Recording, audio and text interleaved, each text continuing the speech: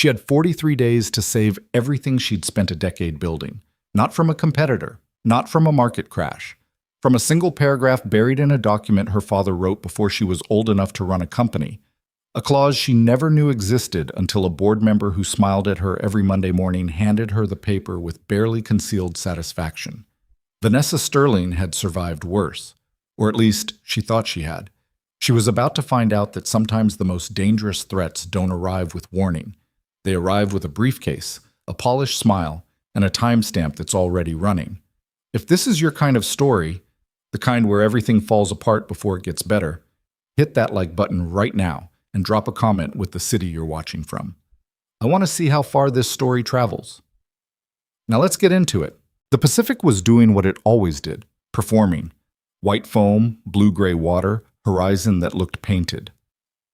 Vanessa had stopped noticing it 2 days ago, which was the first sign she was more stressed than she was willing to admit. Beautiful scenery only registered when you had bandwidth for it. Right now, she had none. The Meridian Executive Retreat occupied 40 acres of Carmel coastline that technically existed for the purpose of strategic alignment and leadership bonding. In practice, it was the place where Viridian Technologies held its annual 4-day event where department heads drank overpriced wine, argued about Q3 projections in rooms with ocean views, and convinced themselves that the catered lunches and sunset paddleboard sessions were legitimate business expenses. Vanessa had built this tradition herself 5 years ago. She'd always believed that people worked better when they felt trusted, and that trust didn't come from a downtown conference room. Now she was beginning to wonder what she'd been thinking. It was day 2 of the retreat, just after 8 in the morning, and she was standing on the private deck attached to the main executive suite, her suite, holding a mug of coffee she hadn't drunk and staring at the water like it owed her something. Behind her, through the glass doors, she could hear the faint sounds of the property coming to life. A cart rolling across stone, someone laughing down the hall, the smell of whatever the kitchen was doing with butter and herbs. Her phone buzzed. She looked at it. A text from her executive assistant, Diane. Richard is asking if you received his correspondence. He said he sent it yesterday evening. Vanessa set the coffee down on the railing. Richard Holloway had been on the Viridian board for 3 years. He'd come in as a respected operations voice, a seasoned executive with a long resume in enterprise tech, and a network that ran 3 levels deep through California's corporate establishment. He was 61, measured in everything he said, and he had this particular way of watching a room that Vanessa had never entirely trusted. Not dislike. She didn't have anything concrete to base dislike on. Just a gut read she'd never been able to shake. He'd sent her an email at 11:47 p.m. the night before. She'd seen it arrive on her phone but hadn't opened it, which she now recognized as some instinct trying to protect her from whatever was in it. She went inside, sat at the small desk, and opened her laptop. The email was 4 paragraphs long, professionally written, and attached to it was a scanned document, 31 pages, lightly yellowed at the edges in the scan, old ink on old paper. A founding governance document. She recognized the structure, the formatting, the particular legalese of the era, her father's era. Marcus Sterling had founded Viridian 17 years ago, when Vanessa was 13. He'd run it for 9 years before his heart gave out. Suddenly, one Tuesday afternoon in his own office, 48 hours after his last board meeting. Vanessa had taken over at 22, 6 months into her last year at Stanford, with a legal team she didn't fully understand and a board that wasn't sure what to make of her. She'd spent the better part of 8 years making them understand. The document was the original Articles of Governance. She'd read it, or a version of it, years ago. She'd had lawyers review it when she formally assumed control. She thought she knew what was in it. She hadn't known about Section 14C. It took her 10 minutes to find it in the scan, buried between a shareholder rights provision and a clause about quorum requirements for emergency meetings. It was 4 sentences long. Her father had apparently added it as part of a broader governance amendment in his 7th year running the company, motivated by, according to Richard's email, by a concern about leadership stability and the risk of a sole controlling shareholder operating without what the document called a legally recognized partner structure. The language was vague enough to be almost academic. A partner structure. The clause didn't specify what kind, it didn't define the nature of the relationship, but it did specify 2 things with complete clarity. First, that any controlling shareholder who had exercised governance authority for more than 7 consecutive years without satisfying the requirement could be subject to a temporary transfer of executive voting rights to the board. And second, that the board could invoke that provision by a 2/3 majority vote. Vanessa had been in executive control for 8 years and 4 months. She read the clause 3 times. Then she read Richard's email again, slowly. He wasn't asking a question, he was informing her. He was telling her, in the polished language of a man who'd thought carefully about how to phrase things, that he intended to raise a motion at the next full board session, which was scheduled for 6 weeks from Thursday, to invoke the provision of Section 14C and request a temporary transfer of executive governance rights pending Vanessa's compliance or the board's determination of an alternate path forward. He called it a matter of fiduciary stewardship. Vanessa closed the laptop. She sat for a moment. Then she picked up her phone and called Marcus Chen. Marcus was her general counsel, not the external firm, not outside litigators, but her in-house GC who'd been with her for 6 years and who she trusted more than almost anyone on the legal side of her life. He answered on the second ring, which meant he'd already seen the email too. "Tell me you're not reading what I'm reading," she said. "I've had it for 40 minutes. His voice was careful. "I'm already on it." "How real is this?" "Real enough that we're taking it seriously." He paused. "The clause is legitimate. I verified the document provenance. It was filed and registered. It's part of the original governance package. We don't have a challenge on authenticity. My father put this in there." "It looks that way." Vanessa stood up and walked back to the deck. The Pacific was still performing. "So what do we do?" "We need to understand what satisfies it," Marcus said. "The language is broad, legally recognized partner structure. That phrase is doing a lot of work. It might mean something narrower than it sounds, or it might not. I need my team on this today." "But Vanessa, the more immediate concern is the board vote. If Richard can get to a 2/3 majority, he can't. I have 5 reliable votes. You have 5 votes on ordinary matters. If he frames this as fiduciary responsibility, as protecting shareholder interests, as simply enforcing an existing governance provision that you may have technically been out of compliance with," Marcus stopped. "It gets complicated. People who vote with you on business decisions might not want to be seen voting against the enforcement of a governance clause. That's a different conversation." She understood what he wasn't quite saying. This wasn't about whether the board liked Richard better than her. It was about whether board members who were fundamentally on her side would feel they had cover to block the invocation of a written governance rule that had been sitting in the founding documents for 11 years. The answer was probably no. 6 weeks, she said. 6 weeks to either satisfy the clause or find a way to challenge it, or convince the board not to vote for it. Yes. Vanessa looked at the water.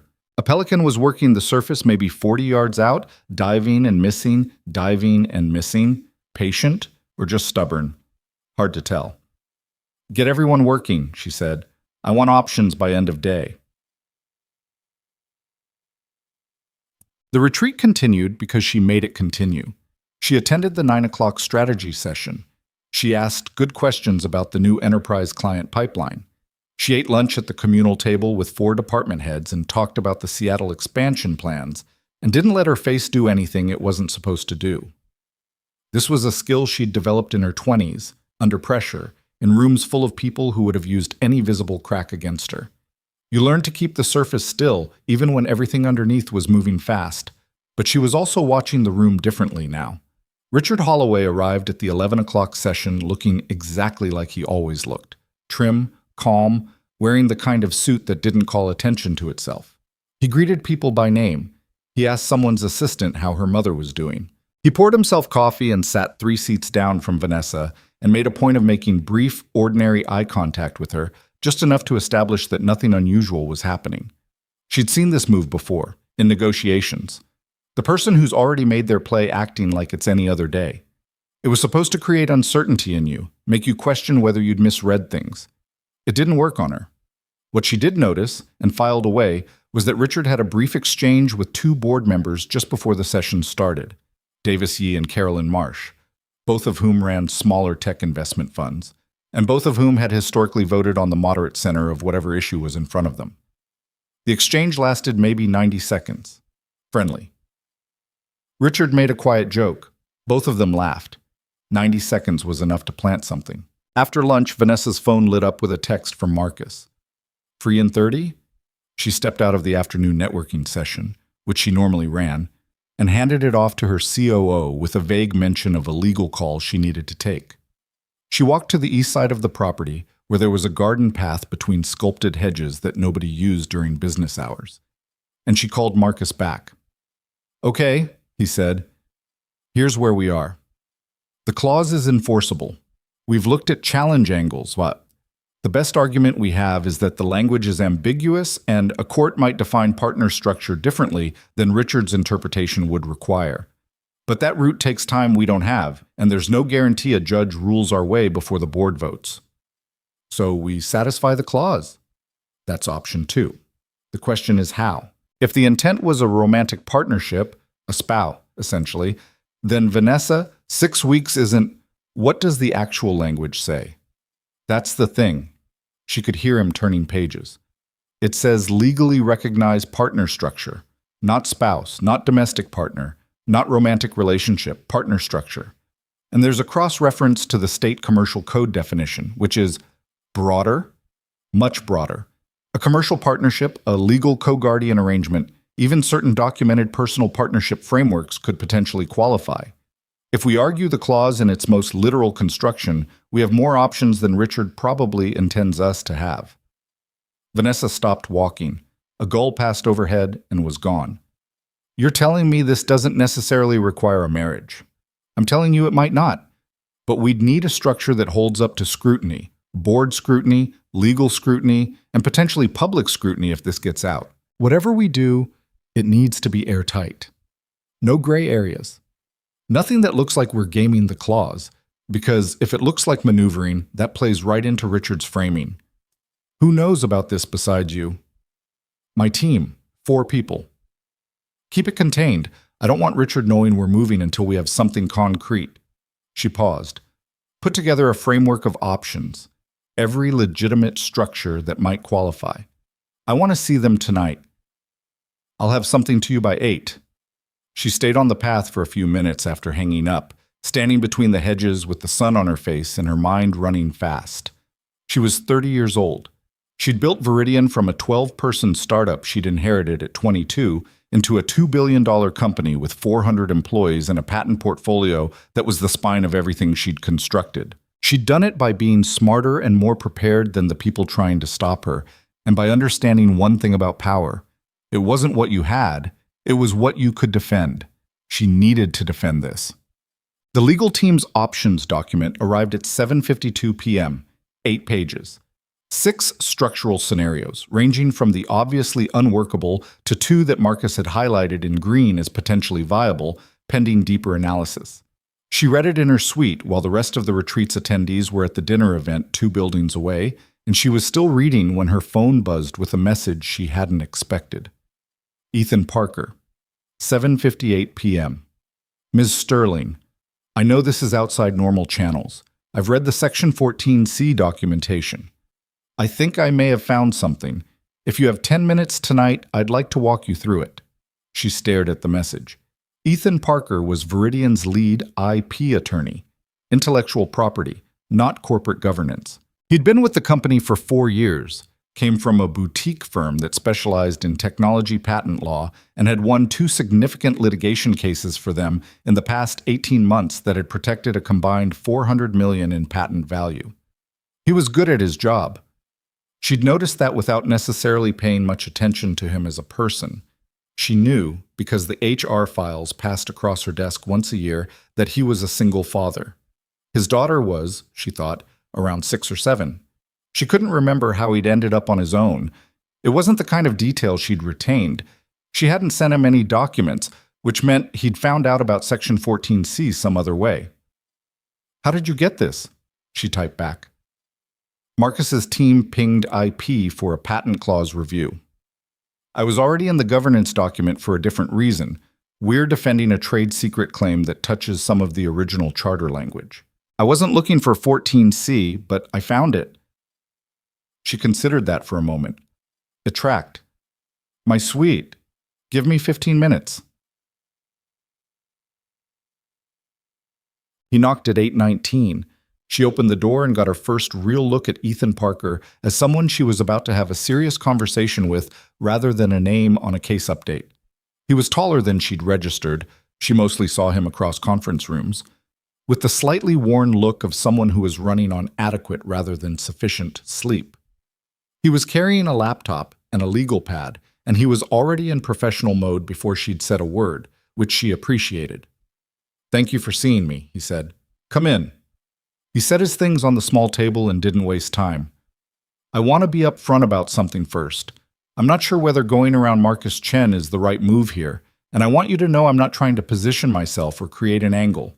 What I found, I think Marcus's team would eventually find, but I don't think they're looking in the right place yet." "Okay." She sat across from him. "Show me." He opened his laptop. The document cross-references California Civil Code Section 16,101, which is commercial partnership definitions. Marcus's team flagged that. But there's a secondary cross-reference that's easy to miss. A 1987 state statute about formal co-guardianship and legal co-custody declarations. It's rarely invoked anymore because family law has evolved, but it was part of the legal landscape when your father wrote this. And that statute defines a legally recognized partnership structure in a way that's broader than anything in the commercial code. He turned the laptop so she could see the screen. He'd highlighted 2 paragraphs. She read them. Then she read them again. "This covers a formal legal co-parenting declaration," she said slowly. "Among other things, if a party enters into a formally declared, legally documented co-parenting or co-guardian arrangement, one that is publicly registered, legally binding, and involves a co-equal partner, it technically satisfies the language of 14C under the original statutory reference framework." He paused. "I'm not saying it's bulletproof. I'm saying it's a legitimate legal structure that exists within the parameters the clause itself defines." Vanessa looked at him. He was looking back at her with the careful expression of someone who understood exactly what he'd just said. "You're proposing something." "I'm identifying an option," he said carefully. "I'm an IP attorney. This isn't my practice area, but the structure exists, and it could be built in a way that satisfies the clause without giving any individual party control, financial interest, or governance rights they wouldn't otherwise have. Every element would be disclosed. Full transparency with the board, the compliance team, and external counsel, the whole arrangement designed to be reviewable. That structure would require a real person." She kept her voice level. "Someone with something to lose." "Yes. And you're telling me about it at 8 in the evening in my hotel suite." He didn't look away. "I'm telling you about it because I found it and you need to know. What you do with it is your call. I want to be very clear. I'm not pitching myself. I'm giving you information." She studied him for a moment. The legal pad in front of him had notes in small, tight handwriting. Not the scatter of someone working too fast, but the organized shorthand of someone who thought structurally. He'd done real work before coming up here. He'd mapped this out. "Who else knows you found this?" she asked. "No one." "Why did you come to me directly instead of Marcus?" He seemed to weigh that. "Because it's your company and your decision. Marcus will filter it. He'll present you with a risk-adjusted summary. I wanted you to see the actual structure before it got translated." That was a real answer. She filed it. "Leave me your notes," she said. "I'll have Marcus's team review it in the morning. Don't discuss this with anyone tonight." "Of course." He closed his laptop and picked up the legal pad, then set it back down. "One more thing. My daughter is 7. Her name is Sophie. I raise her alone, and she's why every decision I make at this company matters to me. I'm not telling you that to build sympathy. I'm telling you because if this option goes anywhere, you deserve to know who you'd be dealing with, and that's the most important fact about me." He stood. "Good night, Ms. Sterling." He left. Vanessa sat at the table for a while after the door closed. She looked at the legal pad. His handwriting really was very organized. Outside, the Pacific was doing its thing in the dark. She couldn't see it, but she could hear it, the low, ongoing sound of water against the coast, indifferent and patient. She pulled the legal pad toward her and started reading his notes from the beginning. The next morning was the last morning of the retreat. and everyone was in the light mood that came with knowing you were going home. Bags in the lobby by 10, checkout by 11, a final collective breakfast that felt more social than professional. Vanessa moved through it on autopilot, smiling at the right moments and engaging in the right conversations while the part of her brain that mattered was already 3 moves ahead. She caught Ethan at the coffee station at 7:45 before the group breakfast began. He was filling a travel mug. He had that slightly before everyone else energy of someone who needed to be packed and ready ahead of schedule, probably because he had a kid to get home to. "The notes were good," she said quietly without preamble. "Marcus is reviewing the full statutory chain this morning. I need you on a call with the governance team at 2. He nodded once. "I'll be there." "One question." She kept her voice low, not because she thought anyone was listening, but because the question deserved that. "If this becomes a viable option, the structure you described, and if the person who entered into it did so in good faith, put their professional standing on the line for it, followed every rule and had every document in order, what would they get out of it?" Ethan looked at her for a moment. He didn't pretend to misunderstand the question. "Nothing they didn't already have." She looked at him a second longer, then she picked up her coffee and went to find Marcus. Bob, 3 time zones away, in a Chicago office suite that Vanessa had never been in and hopefully never would be, a man named Gerald Tate was on a call with Richard Holloway. Tate ran a private equity operation called Meridian Capital Group. Not the retreat, different Meridian, a coincidence that nobody had bothered to find amusing. His fund had been acquiring technology companies for 11 years, specifically the kind of technology companies that had built valuable IP portfolios and whose founders were no longer around or no longer in control. He was good at it. The model was simple. Find a company with assets worth more than its operating value, remove the leadership that understood the actual product, sell off the patent portfolio to the highest bidder among 6 defense contractors and platform enterprises, and exit in 3 years or fewer. Viridian Technologies had been on his radar for 2 years. "The board motion is filed," Richard said. 6 weeks to the vote. She knows. How'd she take it? Like she always takes things. Kept moving. Didn't show anything. A pause. "But she'll be moving fast. She's not someone who freezes." "That's fine. She doesn't have a lot of options." Tate leaned back in his chair. "What's your count on the board?" "Conservative estimate, 7. Enough." "What about the others?" "Watkins and Osei will abstain if we frame it right. Park and DeLuca might hold for her, but they won't be enough." Richard paused again. "The weak point is the legal angle. If her team finds a way to satisfy the clause, 6 weeks isn't enough time to manufacture a real partnership structure." "No, it isn't." Tate looked at the window.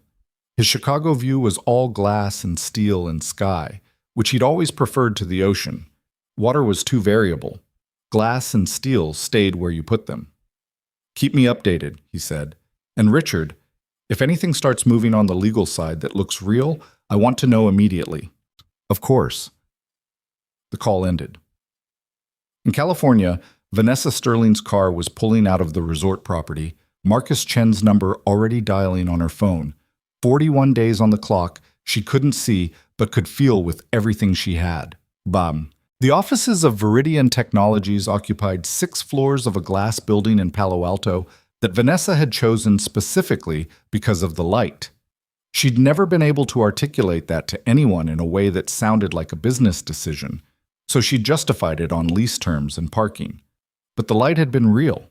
The way the California morning came through the south-facing glass and hit the open floor plan in a way that made the space feel honest, like it had nothing to hide. She was back in the building by 4 in the afternoon, having driven straight from Carmel, and by 4:30 she was in the 8th floor conference room with Marcus Chen, 2 members of his governance team, Ethan Parker, and an outside consultant Marcus had pulled in on 3 hours' notice, a woman named Diane Ashworth, who specialized in governance litigation and who had, as Marcus put it, seen more creative use of founding documents than anyone else in the state.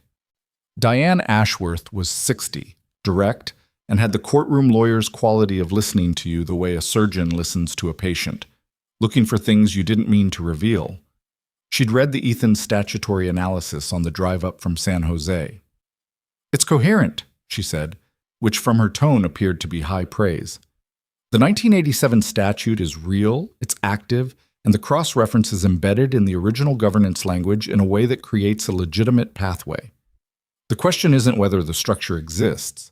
The question is whether it holds up to a board that's being steered toward a predetermined conclusion." "Richard will challenge it," Marcus said. "Of course he will. So we build it in a way that survives challenge." She looked at Vanessa. "What's your actual situation? Personal, not legal?" Vanessa didn't love the question, but she understood it. "I don't have a partner. I'm not in any relationship. I haven't been in anything serious for 2 years. And under this structure, you wouldn't need to be." Diane looked at Ethan. "Mr. Parker, you proposed this. Walk me through the personal side of it." Ethan kept his voice steady. "I'm a single parent. My daughter is 7. I have full custody. Her mother is not in the picture. A formal co-parenting declaration would be a real legal instrument, not a fiction. It would create actual legal rights and responsibilities, and it would need to be treated as such. I'm not proposing a paper arrangement. I'm proposing a real one, with every disclosure in place, every conflict of interest documented, every financial arrangement between us, which would be 0, verified." "Your law license," Diane said, "is something I've thought about. If this gets challenged and the ethics board determines it was an attempt to manipulate corporate governance, then I lose it," he said. "I understand that." A beat of quiet settled over the table. Vanessa looked at him. He was looking at Diane, not at her, and his expression was the same careful, controlled thing it had been in her hotel suite the night before. Someone who'd already worked through the risk assessment in private and was now presenting the output. She thought about what he'd said about his daughter, the way he'd said it. Not as a bargaining chip, more like making sure she had the full picture. "Let me ask a different question," Vanessa said. She looked around the table. "Is there any other option, any other structure we haven't looked at that satisfies the clause without requiring someone to stake their career on it?" Silence. "Marcus, we've gone through 6 scenarios." He shook his head. "The commercial partnership routes don't hold up because they require a financial structure, and any financial entanglement between you and a partner would create a conflict of interest problem with the board. The co-guardianship statute is the only pathway that's both real and clean. Clean meaning Ethan's name would be on a legal document with mine. Clean meaning it would withstand scrutiny because it's genuinely what it says it is." Vanessa turned back to Ethan. "You have a 7-year-old. Sophie," he said. "Yes." "If this goes forward and it gets ugly, and Richard will make it ugly, your daughter gets pulled into a public mess. Your career is on the line. Your income is on the line." "Yes." "Why would you do that?" He was quiet for a second, not the quiet of someone who didn't have an answer, but the quiet of someone choosing which true answer to give. "Because I looked at the structure and it's legitimate, and it protects what this company has built, and I think what this company has built matters. The patents in our portfolio, the work we've done in accessible technology infrastructure, that's real. If Richard Holloway sells this to Meridian Capital, it gets stripped and sold, and the product that 400 people built disappears. I've been part of building it. I don't want to watch that happen because I stayed on the sidelines." Diane Ashworth made a small sound that wasn't quite anything, but that Vanessa read as something. "All right," Vanessa said. She sat up a little straighter. "Diane, I want a full risk analysis on the structure by Friday. Marcus, I want compliance briefed. Nothing moves forward without every box checked, every document reviewed by outside counsel, and a full disclosure package ready for the board before we file anything." She looked at Ethan. "And you talk to a personal attorney. Not ours. Yours. Someone who represents only you. Before you sign anything, before you agree to anything, you have independent counsel review the entire arrangement. That's not optional." "Understood," he said. "Good." She stood, which signaled the end. People started gathering their things. "One more thing. Nobody outside this room talks about this. Not to spouses, not to colleagues, not to anyone. Richard has ears in this building, and I'm not giving him a head start." People nodded. The meeting broke. As the room cleared, Vanessa stayed at the window.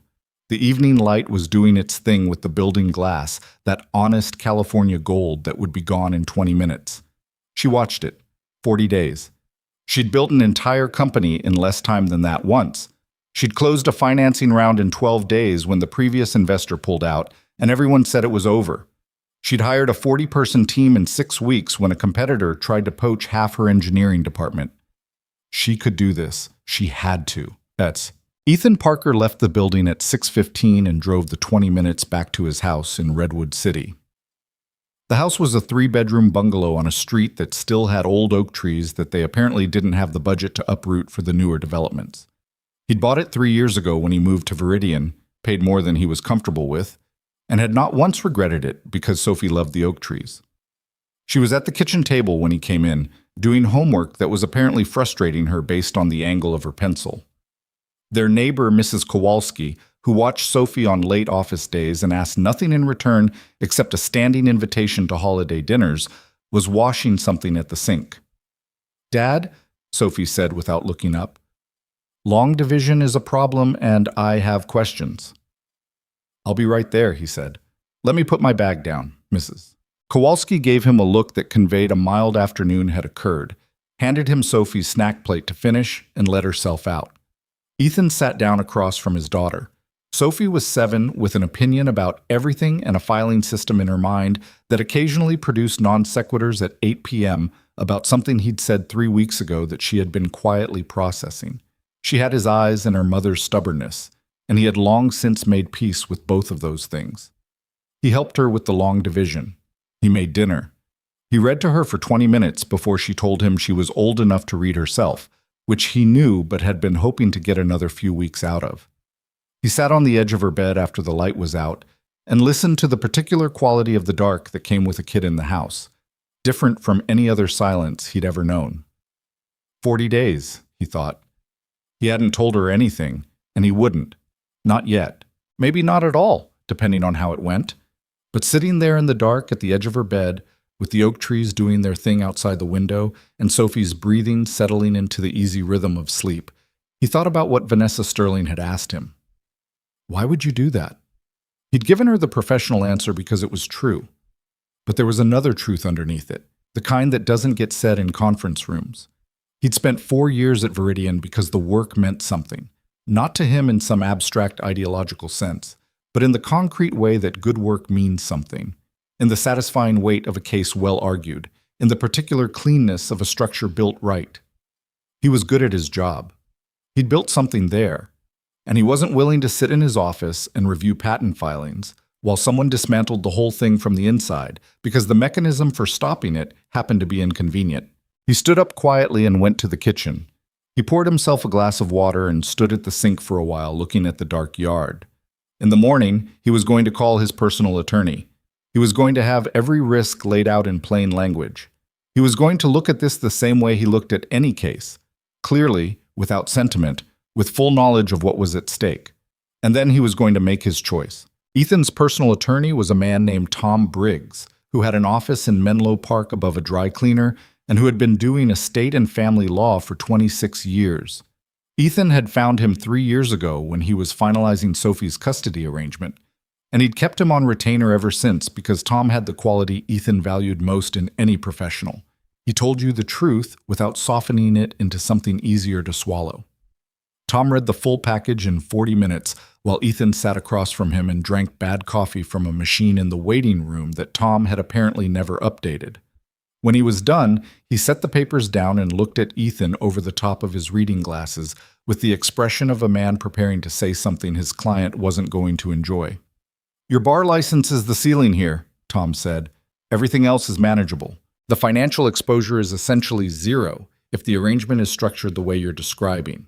No commingling, no shared assets, no financial instruments. The legal co-parenting declaration creates real parental rights, which is actually the part I want to talk about, but the career piece is what keeps me up at night on your behalf. Walk me through it." California state bar ethics rules prohibit an attorney from entering into a personal arrangement with a client that creates a conflict of interest or that a reasonable person could interpret as an attempt to gain personal advantage through legal manipulation. Tom took his glasses off. You're not her attorney of record on the governance matter. Marcus Chen is. You're IP. That separation helps. But you're a company attorney proposing a personal legal arrangement to the company's CEO for the purpose of satisfying a governance clause. That's the sentence that a disciplinary panel writes down. And if everything is disclosed, full transparency, independent oversight, external review, it's better. It's not bulletproof. Tom leaned back. Ethan, I've been practicing long enough to know that ethics complaints are easy to file and expensive to defend. Even if you win, and I think you would win, the process takes time, costs money, and creates noise you don't want around your career. He paused. I'm not telling you not to do it. I'm making sure you know what you're actually deciding. Ethan looked at the stack of papers on Tom's desk. His full case history with Viridian, the statutory analysis he'd written in his hotel suite 3 nights ago, the preliminary framework Marcus's team had sent over. He'd put all of it together in a folder that morning with the organized deliberateness he brought to every case file. He did it because organizing a problem was how he thought through it, not because he had any illusion about the outcome being tidy. How are Sophie's rights affected? He asked. Tom's expression shifted slightly, the practiced neutrality of a family lawyer engaging with the part of the conversation that actually mattered. The co-parenting declaration as drawn creates a legal co-parenting relationship between you and Vanessa Sterling. Not adoption, not full guardianship transfer, but it confers on her specific legal standing with respect to Sophie, the ability to make certain medical and educational decisions if you're unavailable, the right to pick her up from school, emergency contact status that carries legal weight. It's real. It has to be real, or it doesn't satisfy the clause. He set his glasses back on. What it means practically is that if the arrangement goes forward and then dissolves, when it dissolves, you need a termination framework that's just as detailed as the entry framework. And Sophie needs to not be significantly attached to Ms. Sterling, because terminating the legal relationship is complicated enough without a 7-year-old who doesn't understand why. Ethan was quiet for a moment. That's the thing keeping you up, Tom said. Yes. Good. That means you're thinking about this right. Tom picked up his pen. Here's what I recommend. We build the entry document with a termination clause that's specific and protective of Sophie's interests. We include a provision that she's not introduced to Ms. Sterling in any capacity that frames the relationship as parental during the arrangement period. You manage the boundary. And you have my office on call for the entire duration. Any document, any new development, you call before you sign. That works. And Ethan, Tom waited until he looked up, make sure she understands what this costs you. Not in a negotiating way. Just make sure she actually knows. Vanessa had spent 36 hours sleeping approximately 4 of them. She'd been in back-to-back sessions with Marcus's team, with Diane Ashworth, with the 2 outside governance firms they'd quietly brought in, and with a compliance specialist named Reyes, who had the specific skill of looking at any legal structure and identifying its most uncomfortable load-bearing point. The picture they'd built together was complicated but coherent. The structure existed. The precedent was thin but real. The documentation would be extensive, exhaustive, and deliberately airtight. What it needed was Ethan Parker. She'd known that for 2 days. She'd been waiting to see if the legal review turned up an alternative, and it hadn't. On Thursday morning, she asked him to come to her office. He came at 10, on time, and she noticed he'd brought nothing with him. No laptop, no legal pad. He'd left the briefing materials behind, which she read as him having already decided. Your personal attorney cleared you? She asked. He advised me on risk. Ethan sat down across from her. That's different from clearing. What did he say? That my bar license is the part he's most concerned about. That if this gets challenged and goes to the ethics board, I win the case, but it's expensive and disruptive. That the co-parenting declaration creates real legal standing, not a fiction, and that I need to manage Sophie's experience of this carefully. He paused. He also said to make sure you understood what this costs me. Vanessa held that. I do understand. Okay. Do you trust that I do? He looked at her steadily, I think you're someone who understands costs in the abstract very well. I'm less sure about in the specific, but I'm willing to find out. It was the kind of thing that could have landed badly, depending on delivery, but it didn't. It landed like what it was, an honest answer from someone who wasn't going to manage her feelings at the expense of his own clarity. Then let me be specific, she said. If this goes wrong, if Richard mounts a successful ethics challenge and your license is at risk, I will provide full legal support. Not Viridian's legal support. Personal. My own resources outside the company structure. Attorney fees, expert witnesses, anything needed. That's a written commitment, not a verbal one, and it doesn't depend on the outcome of the board vote. He was quiet for a moment. Yes, I appreciate that. And Sophie, Vanessa paused. It felt important to get this right. I don't know your daughter. I'm not going to pretend I understand what it means to raise a child alone. But I will not let the arrangement create confusion or instability for her. Whatever boundaries you set around her experience of this, I'll follow them. Your call, completely. Ethan looked at his hands for a second, then back at her. She doesn't know anything yet.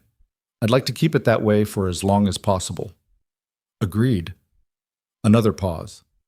Outside the window, Palo Alto was doing its Wednesday morning thing.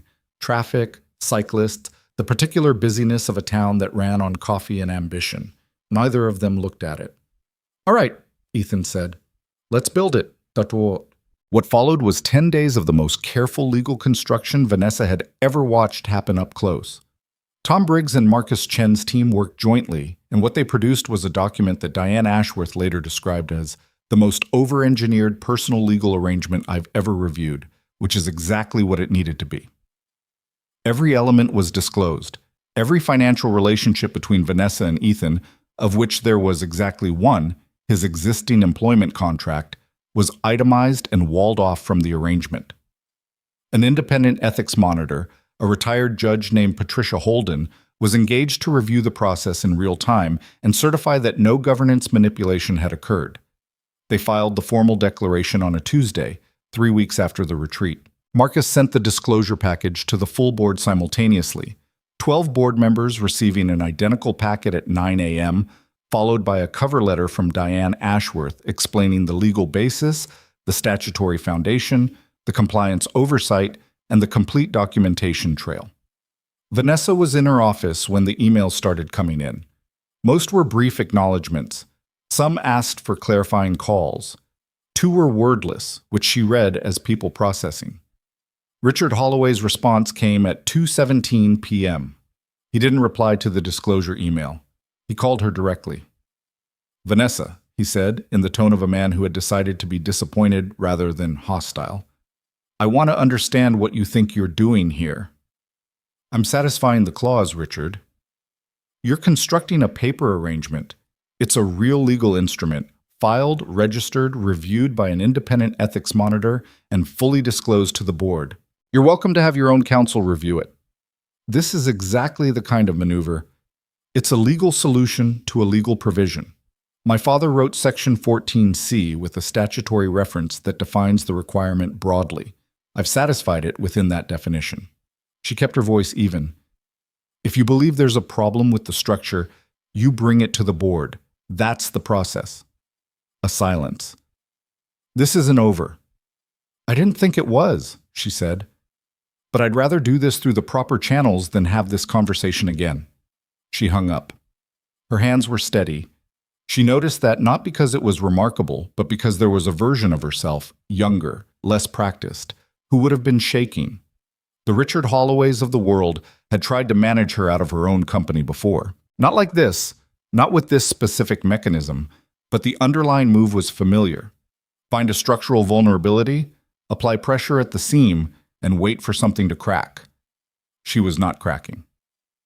Ethan's life had developed a strange new rhythm. His work hadn't changed.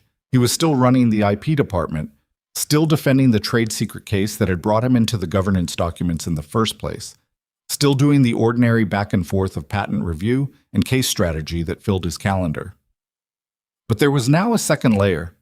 He and Vanessa had standing calls every 2 days, 15 to 30 minutes, reviewing compliance documentation, checking in with the ethics monitor, managing whatever new question had surfaced from the board. They weren't personal conversations. They were professional ones, organized and purposeful, but they had a particular quality to them that was different from any other professional relationship he had. There was no hierarchy to it. She called him Ethan. He called her Vanessa. They spoke to each other like two people solving a shared problem, which was exactly what they were. He found himself noticing things he hadn't registered before. The way she thought, fast but not sloppy, moving through multiple variables simultaneously without losing any of them. The way she handled uncertainty, which was not by pretending it didn't exist, but by mapping its edges and deciding what she could control within it. She was harder on herself than anyone around her seemed to realize. He caught it in the way she framed things. Not the board is worried about, but I didn't manage this well enough. He didn't mention it, but he noticed. One evening, about 2 weeks in, they were on one of their standing calls, and he was sitting in his car in the Viridian parking lot after a late meeting because Sophie was at a friend's house and he had nowhere urgent to be. Vanessa was somewhere in her building. He could hear the faint ambient quality of a large, quiet floor behind her. They'd worked through the compliance checklist. The call should have ended. "Can I ask you something?" she said. "Sure." "How do you explain your schedule to Sophie, the late calls, the extra—" "I tell her work is busy," Ethan said. "She's 7. She knows work gets busy. She also knows when I'm stressed in a way I'm not telling her about." "Does she ask?" "She asked last week why I was eating standing at the counter instead of sitting down." A brief pause. "What did you say?" "I said I was thinking about something. She told me thinking worked better when you sat down." He heard Vanessa make a sound that was the beginning of a laugh before she caught it. "She's not wrong." "No," Vanessa said. "She's not." Another pause, different from the professional ones. "My father used to do that," Vanessa said. "Stand at the counter. My mother would tell him the same thing." She stopped. "I don't usually tell people that kind of thing." "You don't have to." "I know." A beat. "I'm trying to get better at it. Apparently, according to my last 2 executives, I have a trust deficit." "Meaning you don't trust people or people don't trust you?" "Meaning I don't let people know me well enough to trust me fully, which creates a distance that reads as—" They use words like calculating or difficult.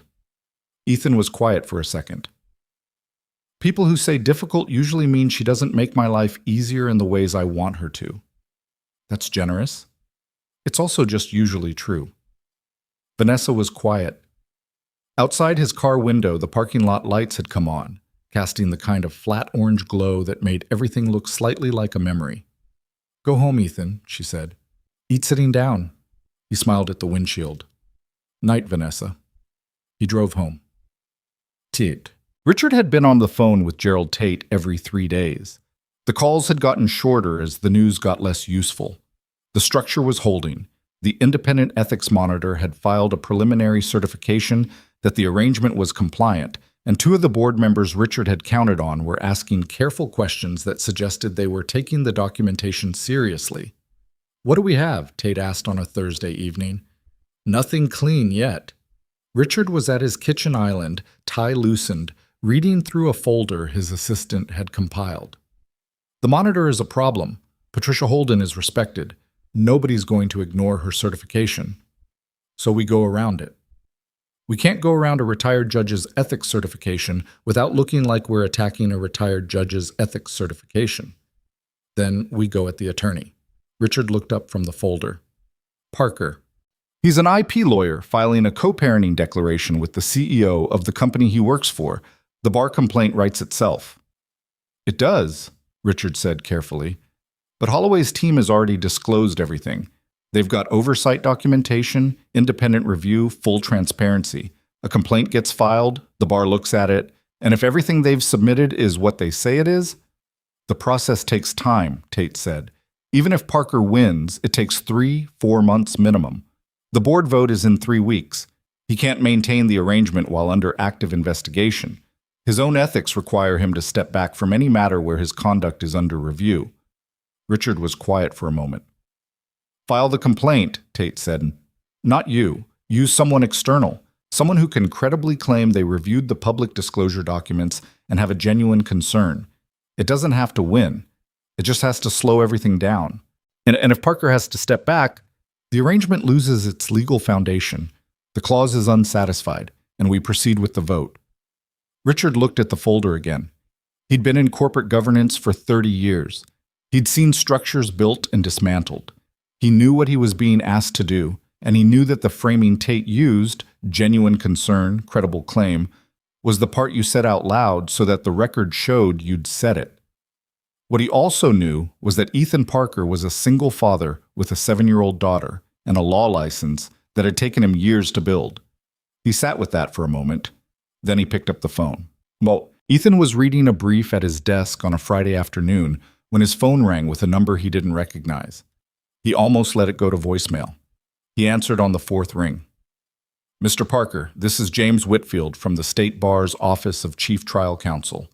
I'm calling to inform you that a formal complaint has been filed against you regarding your conduct in connection with a governance matter at Viridian Technologies.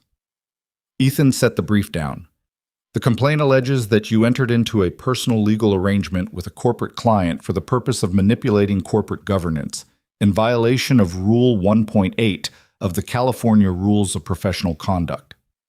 Whitfield's voice was professional and completely neutral. I want to make you aware that as of today, the complaint is under initial review.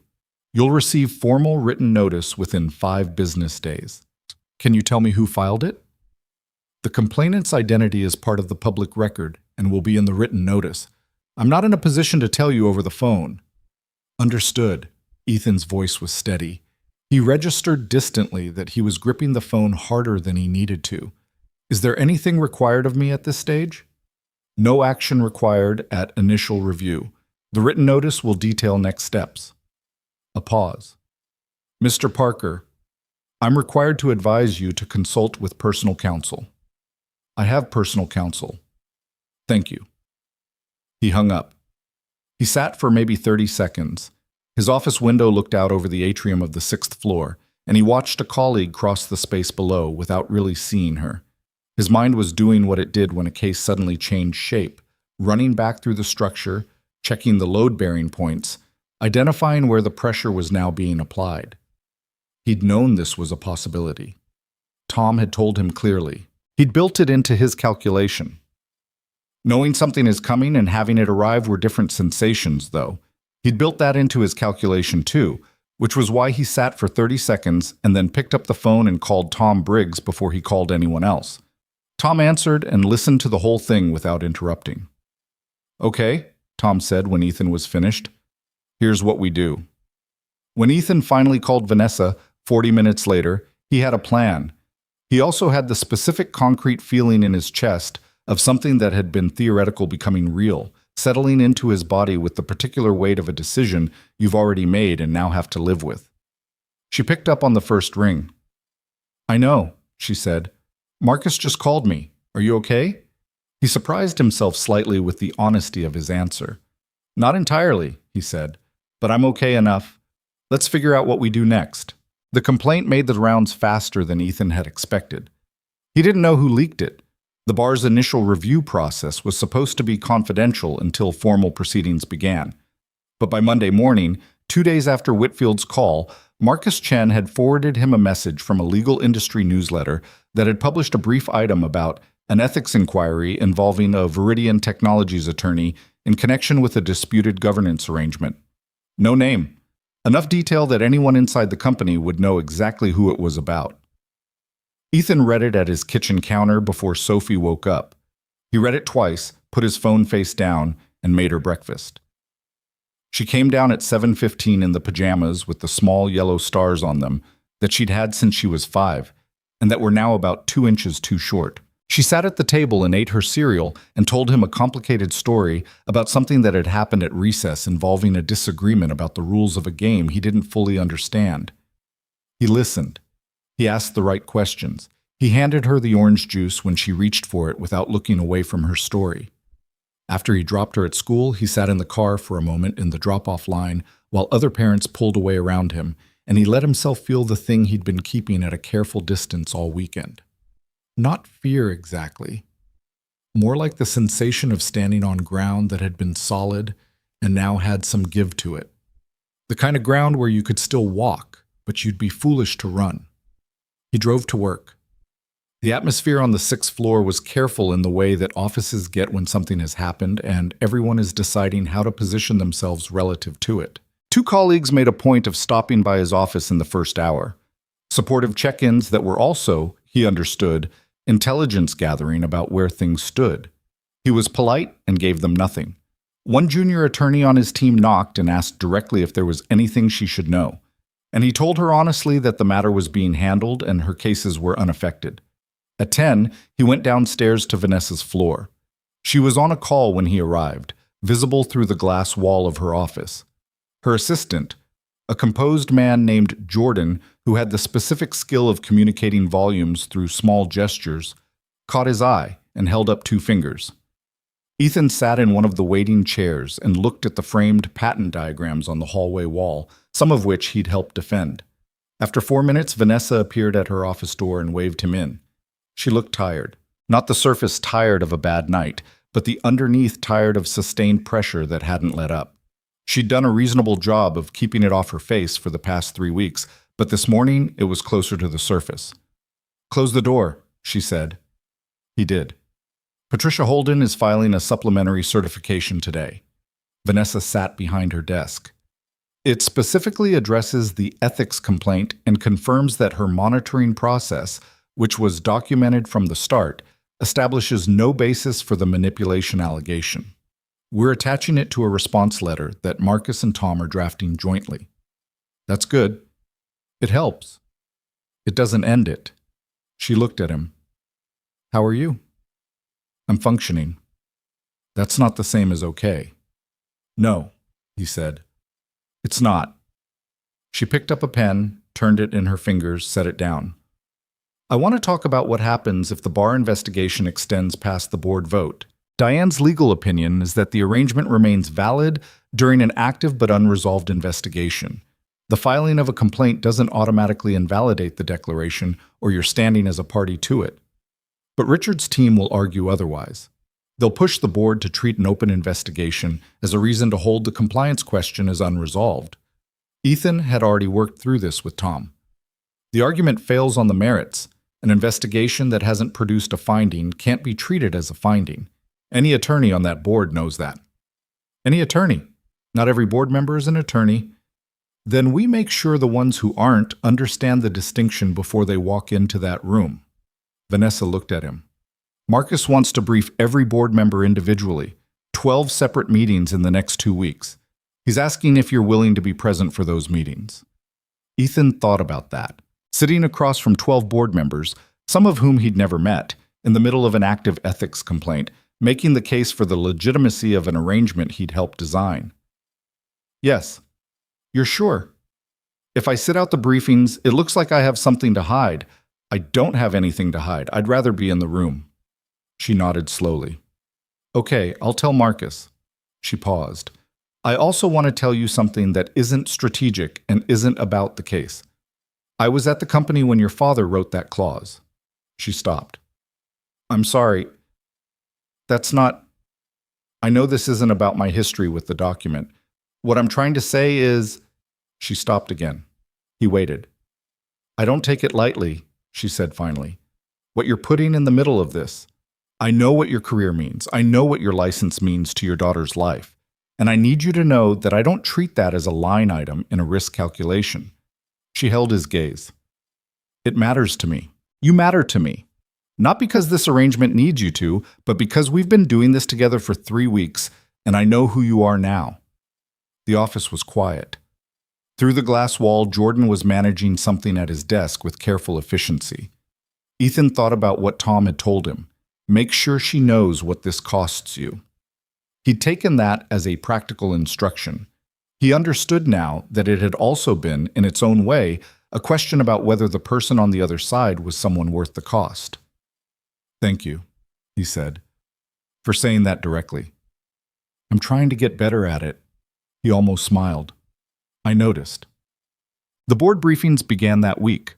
Marcus ran them, with Ethan present and Diane Ashworth on call for any legal question that went beyond what they'd prepared for. They were careful, methodical sessions, 20 to 40 minutes each, walking every board member through the statutory basis, the compliance documentation, Patricia Holden's certifications, and the ethics complaint response. No spin, just the structure, laid out clearly with every supporting document available for review. Most members were professional. Some were genuinely curious. A few were clearly already decided and were attending out of procedural obligation. The ones Ethan watched most carefully were the two Richard had been working, Davis Yee and Carolyn Marsh.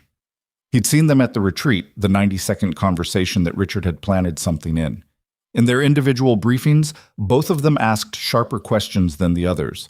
Not hostile exactly, but testing, looking for the load-bearing point in the structure to see if it held weight. Davis Yee asked the question Ethan had been expecting since the complaint was filed. Mr. Parker, let me be direct. You identified a legal mechanism, proposed it to the CEO, entered into a personal legal arrangement with her, and now you're under ethics review. From the outside, regardless of documentation, doesn't this look like exactly what the complaint says it is? The room was a small conference space in the Viridian Tower that Davis used when he was in Palo Alto. He'd brought his own counsel, a compact woman who'd said almost nothing but was writing everything down. Ethan looked at Davis and answered without rushing. I understand why it can look that way. The sequence of events, laid out without context, creates an uncomfortable picture. Here's what I'd ask you to look at instead. What did I gain? My employment terms haven't changed. I have no equity agreement, no financial interest in the company beyond my existing salary, no governance role, no path to any of those things through this arrangement. He paused. The co-parenting declaration gives me legal standing with respect to my daughter's care if I'm unavailable. That's it. That's the only thing I have now that I didn't have 3 weeks ago. If this is manipulation for personal gain, the personal gain is invisible. Davis Yee looked at his counsel. She made a small movement with her head. The ethics complaint, Davis said, was filed by a firm called Whitmore Legal Partners. Do you know who they represent? Ethan didn't. He kept his expression neutral. I don't. I did some research this morning. Davis looked at Marcus. Whitmore's principal client in enterprise technology is Meridian Capital Group. Their outside counsel relationship has been active for 4 years. He set down his notes. I want to understand who is actually driving this process. Marcus leaned forward. That's a question we've been working on, too. Marcus's investigative instincts were among the best Vanessa had seen in anyone who wasn't technically a private investigator. He had a researcher, a woman named Claire, who Vanessa had always thought was underutilized, who could trace corporate relationships through 6 layers of subsidiary and holding structure and come out the other side with something that looked like evidence. What Claire found over 3 days was a map. Meridian Capital Group had been quietly accumulating information about Viridian for 2 years. They had a research file, disclosed in a competitor intelligence lawsuit from an unrelated company, that specifically identified Viridian's patent portfolio as a primary acquisition target. Their thesis, documented in an internal memo that had become public through the lawsuit discovery process, valued the portfolio at north of $600 million in a breakup scenario, meaning acquire the company, strip the IP, sell to defense contractors and platform companies, exit. Richard Holloway had joined Viridian's board 14 months after that memo was written. Whitmore Legal Partners, who filed the bar complaint against Ethan, had been on Meridian's retainer for 4 years. None of it was direct. None of it was the kind of thing you could put in front of a judge as proof of a conspiracy. But assembled together, with Claire's sourcing attached, it told a story that was hard to read any other way. Vanessa read the research summary at 11 p.m. on a Tuesday, sitting on her apartment floor because she'd started sitting on floors when she needed to think, and had never bothered to explain it to anyone. Her apartment was on the 14th floor of a building in San Jose, spare and functional, with a view she mostly used as a backdrop for thinking. She called Ethan. He answered after 2 rings, which meant he was awake, which meant he was probably doing the same thing she was, running through the same material in his head, mapping the same connections. You've seen the research summary, she said. Marcus sent it an hour ago. What do you think? A pause. Not uncertainty. Just him organizing. I think Richard didn't write Section 14C. Your father did, and your father probably had a genuine reason for it. Richard found a clause that existed, identified an opportunity in it, and built a play around it, which is different from manufacturing the thing from scratch, but it doesn't make the play less deliberate. Does it change the legal approach? Not directly.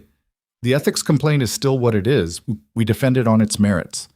But what it changes is the board conversation. If we can show that the complaint was filed by a firm connected to Meridian, and Meridian has a documented acquisition interest in Viridian, then the complaint isn't just an ethics matter, it's part of a corporate takeover strategy.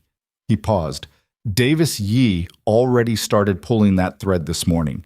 He's going to find it with or without us. Vanessa looked at the city lights outside the window. Richard is going to know we have this before the board meeting. Probably. He'll try to move first, do something to neutralize it before we can use it in the room. What would he do?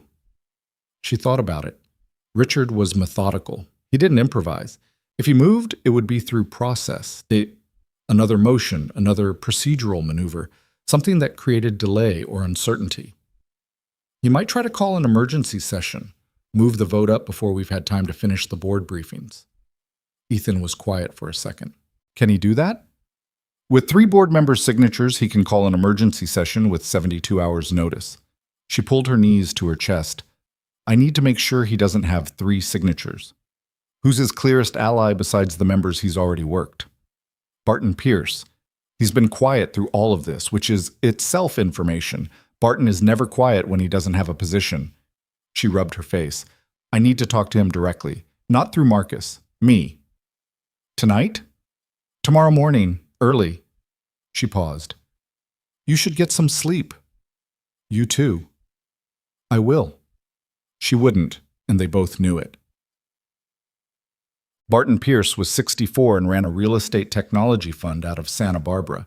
He'd been on Viridian's board for 6 years, had always been collegial, and had the quality that Vanessa had both relied on and occasionally been frustrated by. He didn't take positions until he was certain, and he was rarely certain early. He was the board member who waited to see which way a room was going before he committed to a direction, which was a liability when you needed votes and an asset when the room was going your way. She called him at 7:30 in the morning. Vanessa, he said, with the warmth of someone who'd been expecting the call and was mildly relieved it had arrived. I was wondering when we'd talk. I'm going to ask you directly, Barton. Has Richard asked you to sign an emergency session request? A beat. He has. Did you? Not yet. Another pause. I want to hear you out first. I always said that. I'm going to ask you to hold off on signing anything until you've seen the full research summary Marcus is sending at 8 this morning, specifically the section on Whitmore Legal Partners and their relationship with Meridian Capital Group. Silence on the line. I think you'll find it relevant, she said. She gave him time to think. Barton was not a person you pushed. Send it, he said finally. I'll read it before I do anything. That's all I'm asking. She hung up. Across the city, things were moving in ways she could feel but not fully see. Board members reading documents, Richard managing his own conversations, Patricia Holden working through her supplementary filing, Tom Briggs building Ethan's defense response for the bar. All of it in motion simultaneously, all of it weighted against a vote that was now 11 days away. She went to the office. Oh shit. It was the following Thursday when things cracked open. Ethan had been in a patent review meeting when his phone buzzed with a message from Tom. Call me as soon as you're free. Good news, but complicated. He stepped out of the meeting, went to the stairwell, and called. The bar has completed initial review, Tom said. They're not moving to formal proceedings. Ethan leaned against the stairwell wall. Why not? Because Patricia Holden's supplementary certification was thorough enough that the initial reviewer couldn't find a basis for a formal hearing. Combined with the disclosure documentation and the fact that Whitmore's conflict, their Meridian connection, got flagged by the bar's own ethics division when they reviewed the complainant's standing. Tom paused. The complaint is closed at the initial stage. No formal proceedings, no findings, no record in your disciplinary history. Ethan breathed out slowly. You're not out of it completely, Tom said. Richard could refile through a different vehicle. But this specific complaint, the one they built the timeline around, is done. And more importantly, the bar issued a brief statement noting that the complaint appeared to have been filed by a party with a financial interest in the outcome of a corporate governance dispute. That language is going on the public record. The stairwell was concrete and fluorescent lit and smelled faintly of the building's HVAC system. Ethan stood in it and felt something release that had been wound tight for 3 weeks. "Tom," he said. "Yeah. Thank you." "You built a clean structure," Tom said. "I just defended it. Go tell Vanessa." He went upstairs. He didn't call ahead. He knocked on her office door and Jordan, reading his face, simply opened it without checking. Vanessa was at her desk reviewing something when he walked in. She looked up. He said it in one sentence. "The complaint is closed. No formal proceedings." She stared at him. Then she stood up, which she almost never did when someone came to her desk. She was usually the one who stayed seated, controlled the gravity of the room. She stood up, and for a moment she looked like someone who'd been bracing for something heavy and had just felt it lifted and didn't quite know how to stand without it. "Ethan." The bar flagged Whitmore's conflict publicly. It's in their statement. The Meridian connection is now part of the record in a document that has nothing to do with our team putting it there. Her hand was on the desk. He wasn't sure she knew it was. She was working through the implications the way he'd seen her work through everything, fast, sequential, the next move already forming while she was still processing the current one. "The board meeting is in 8 days, she said. "Yes." Richard walks into that room with no ethics complaint, a publicly flagged conflict in his strategy, and 12 board members who've all been briefed on the full structure. She looked at him. "We might actually win this." "We're going to win this," he said. She looked at him for a moment longer than the statement required. Something shifted in the room, subtle, and neither of them named it. The particular quality of two people who had been standing side by side in a hard thing and were only now, with the pressure briefly eased, turning to look at each other directly. "I'll call Marcus," she said. "I'll update Tom." They were both moving again, but something had changed quietly, the way things change when you're not watching for them, in the space between what needed to happen and what had. That evening, Ethan picked up Sophie from her after-school program, and they drove home through the early dark of a California November, the streetlights coming on one by one along the route he drove 5 times a week. She was talking about a science project, something involving a model of the solar system and a disagreement with her teacher about which planet was the most interesting. She had opinions. She always had opinions. He listened and drove and thought about what the next 8 days would look like, and under that he thought about what would happen after. The arrangement would either hold or it wouldn't. The company would survive or it wouldn't. And when it was over, when the legal structure dissolved as it was designed to, when the temporary co-parenting declaration was terminated in the orderly, documented, Sophie-protected way Tom had built into the agreement, he would go back to being exactly what he'd been before. An IP attorney with a clean bar record and a 7-year-old who thought Neptune was underrated. That was the plan. He pulled into the driveway. Sophie was out of the car before he'd shut the engine off, heading for the front door, still talking about planetary rings. "Dad," she called back without turning around, "do you think Neptune is interesting?" "I think it's seriously underrated," he said. She threw open the front door with the satisfaction of someone who'd just won an argument. He sat in the car for one more moment, 8 days. The 8 days passed the way the weeks before them had, in motion, always in motion, with no natural pause between one thing and the next. Marcus ran 2 more board briefings. Diane Ashworth filed a supplementary legal memorandum laying out the Meridian connection in language precise enough to be useful in any subsequent legal proceeding. Claire's research summary was distributed to every board member through official channels, properly sourced, carefully worded. Not an accusation, but a documented sequence of facts that any reasonable person could follow to an uncomfortable conclusion. Barton Pierce, to his credit, had read the full package within an hour of receiving it and had sent Marcus a 1-line email. "I won't be signing anything for Richard, not a declaration of loyalty to Vanessa, just a line in the sand, which was all she'd asked for." Richard, for his part, went quiet in a way that didn't read as retreat. It read as preparation. He submitted a formal rebuttal to the board 2 days before the meeting, a 20-page document that Vanessa read twice from cover to cover at her kitchen table on a Sunday evening with a glass of water she kept forgetting to drink. It was well written. She'd expected it to be.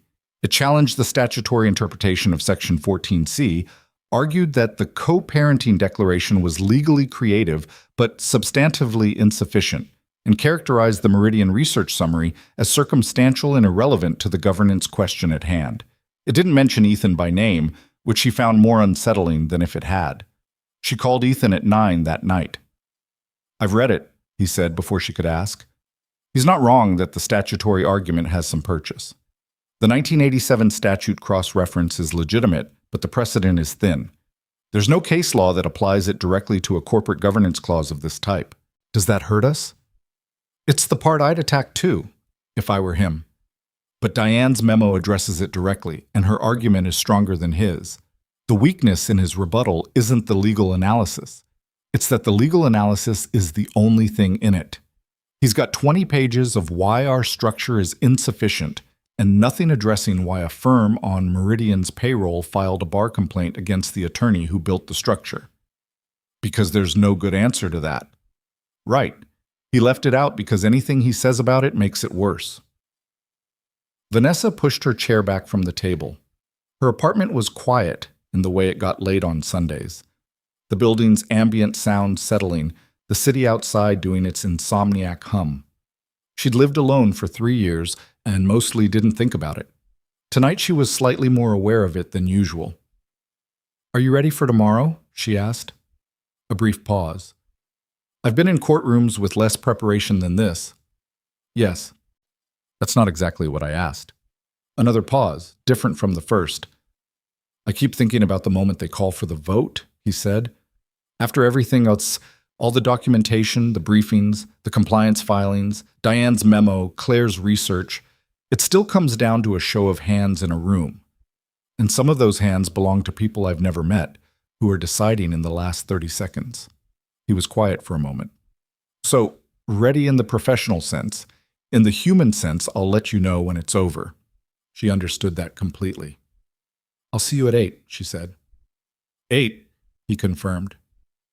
She sat at the table after hanging up for longer than she needed to, looking at Richard's 20-page rebuttal spread across the kitchen table. She'd built this company out of worse situations than this. She kept telling herself that, and it kept being true, and it kept not being quite enough to make tomorrow feel manageable. She gathered the pages, stacked them, and went to bed. She slept badly, which she'd expected, and was dressed and out the door by 6:45, which she'd also expected. The board meeting was held in Meridian's 14th floor conference room, a large, deliberately neutral space that Vanessa had designed for exactly this kind of gathering. Long table, 12 chairs for board members, additional seating along the wall for council and staff. The room had good light, which she appreciated, and good acoustics, which mattered because she intended to be heard clearly. She arrived at 7:50. Ethan was already there, at the far end of the room with Marcus and Diane, reviewing something on a laptop in the low-key way of people who have been preparing for a thing so long that the actual event almost feels anticlimactic. He looked up when she came in and gave her a brief nod, the kind that said, "ready," without any of the words. Board members arrived in ones and twos over the next 40 minutes. Most greeted her. A few had the careful, uncommitted affect of people who hadn't entirely decided how to vote and didn't want their body language to give anything away. Davis Yee came in alone, poured himself coffee, and sat down without talking to anyone, which she read as deliberate neutrality. Carolyn Marsh arrived with her own counsel seated behind her. Noted. Richard came in at 8:48, 12 minutes before the scheduled start. He was with 2 people she didn't recognize, one with the look of a litigator, one with the look of a financial analyst. He didn't look at Vanessa when he entered. He looked at the room. She watched him do it, the quick, methodical read of an experienced operator checking his board position. Whatever he saw or didn't see, his expression didn't change. He sat down at the far side of the table. At 9 o'clock, Vanessa called the meeting to order. She'd run hundreds of board meetings. She knew the rhythm of them, the particular pacing that kept a room from going sideways, the moments when you spoke, and the moments when you let silence do work. Today's structure was straightforward. Opening procedural matters, then Vanessa's presentation of the Section 14C compliance case, then Richard's rebuttal presentation, then open board discussion, then the vote. She'd been in rooms like this before. She'd never been in this room with this much writing on it. "Thank you all for being here," she said. "Before we begin, I want to acknowledge that this meeting covers a governance matter with significant implications for the company, and I want everyone in this room to have full confidence that the process is being conducted with complete transparency. Independent legal oversight has been maintained throughout, and all materials before you today have been reviewed by outside counsel." Richard's expression didn't change. He was very good at that. She walked through the compliance case methodically, the statutory basis, the documentation trail, Patricia Holden's certifications, the complete financial disclosure, Ethan's employment terms, unchanged, no equity arrangements, no financial instruments of any kind between them. The co-parenting declaration itself, real and registered and legally operative in the way the statute required. She spoke for 22 minutes without notes, because she knew the material cold, and because reading from a document in this room would signal uncertainty she didn't have. When she finished, she nodded to Richard. He stood. He had the relaxed posture of someone who wasn't physically intimidated by a room, and he spoke well. Clear sentences, organized structure. The voice of someone who'd made presentations like this many times. He walked through his statutory challenge. He characterized the 1987 cross-reference as a creative but ultimately insufficient reading of the clause's intent. He argued that the spirit of Section 14C, leadership stability through genuine partnership, was not satisfied by a legally constructed arrangement between an employer and employee. Then he paused, and Vanessa knew from the pause that he was about to go somewhere else. "I want to address something that wasn't in my written rebuttal," Richard said, "because it developed in the past 72 hours. I have been made aware that a research summary distributed to this board by Viridian's legal team makes implications about my motivations in bringing this governance matter forward. It suggests a connection between the ethics complaint filed against Mr. Parker and a third-party capital group." He looked around the table with the measured calm of someone who'd rehearsed this. "I want to be direct with this board. I have no financial relationship with Meridian Capital Group. I have never been compensated by them, directed by them, or communicated with them about Viridian. Any suggestion to the contrary is without foundation." He sat down. The room was quiet. Vanessa looked at Marcus, who gave her a small nod. She stood again. "I'd like to respond to that directly," she said. "The research summary doesn't claim that Mr. Holloway has a direct financial relationship with Meridian Capital Group. It documents that the firm which filed the bar complaint against Mr. Parker, Whitmore Legal Partners, has a 4-year active retainer relationship with Meridian Capital Group, and that Meridian has a documented acquisition interest in Viridian's patent portfolio that predates Mr. Holloway's appointment to this board." She paused. "I'm not characterizing Mr. Holloway's motivations. I'm asking this board to consider the sequence of events and decide what they indicate." She sat down. Davis Yee spoke first from the board side. "I want to ask a procedural question. The ethics complaint against Mr. Parker. The bar has issued a closure statement. Is that correct?" "Correct," Marcus said. "The complaint was closed at initial review. The bar's public statement notes that the complaint was filed by a party with a financial interest in the outcome of a corporate governance dispute. And the complainant was Whitmore Legal Partners." "Yes." Davis looked at Richard. "Richard, I'm going to give you the opportunity to respond to that specifically. Not the research summary generally, the bar's own language, a party with a financial interest. What do you want to tell this board about that?" Richard met his eyes. "I'm not responsible for who filed that complaint. I didn't direct Whitmore's actions."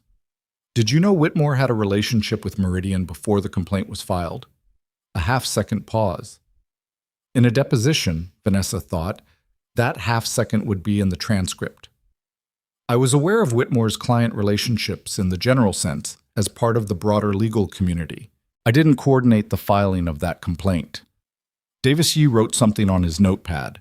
Carolyn Marsh leaned forward. "Vanessa, I want to ask you something. If the board votes to reject the compliance determination, If we find that the co-parenting structure doesn't satisfy 14C, what happens to Mr. Parker, practically?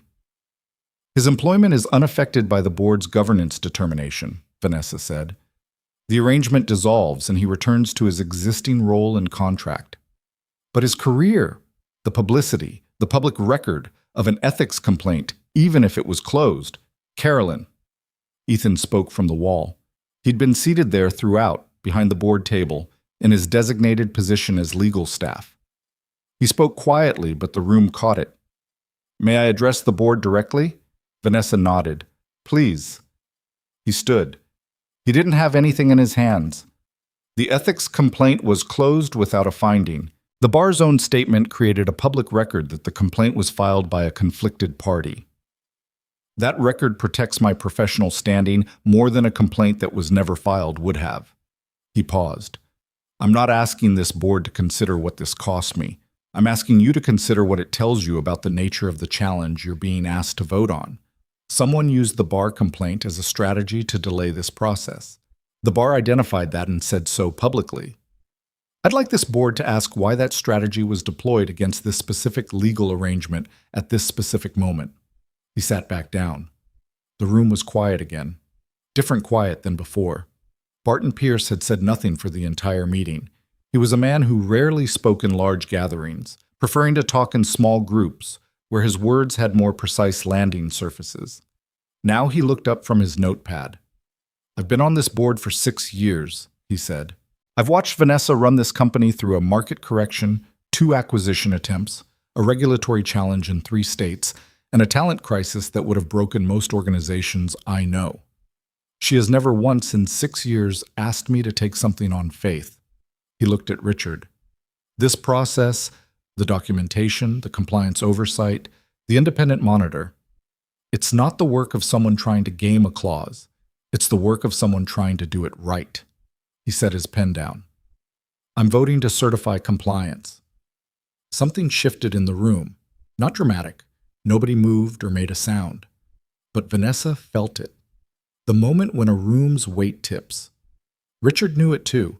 She could see it in the way he recalibrated slightly, the set of his shoulders changing by a degree that only someone watching for it would catch. The board discussion continued for another 40 minutes. 2 more members spoke in favor of certification. One asked a technical question about the termination provisions in the co-parenting declaration that Diane answered cleanly. Richard spoke once more, a composed and competent defense of his position, but the tone of it was different now, arguing to the record rather than to the room. When Marcus called for the vote, Vanessa's hands were flat on the table in front of her. She wasn't gripping anything. She'd made a decision sometime in the past hour that she wasn't going to perform composure.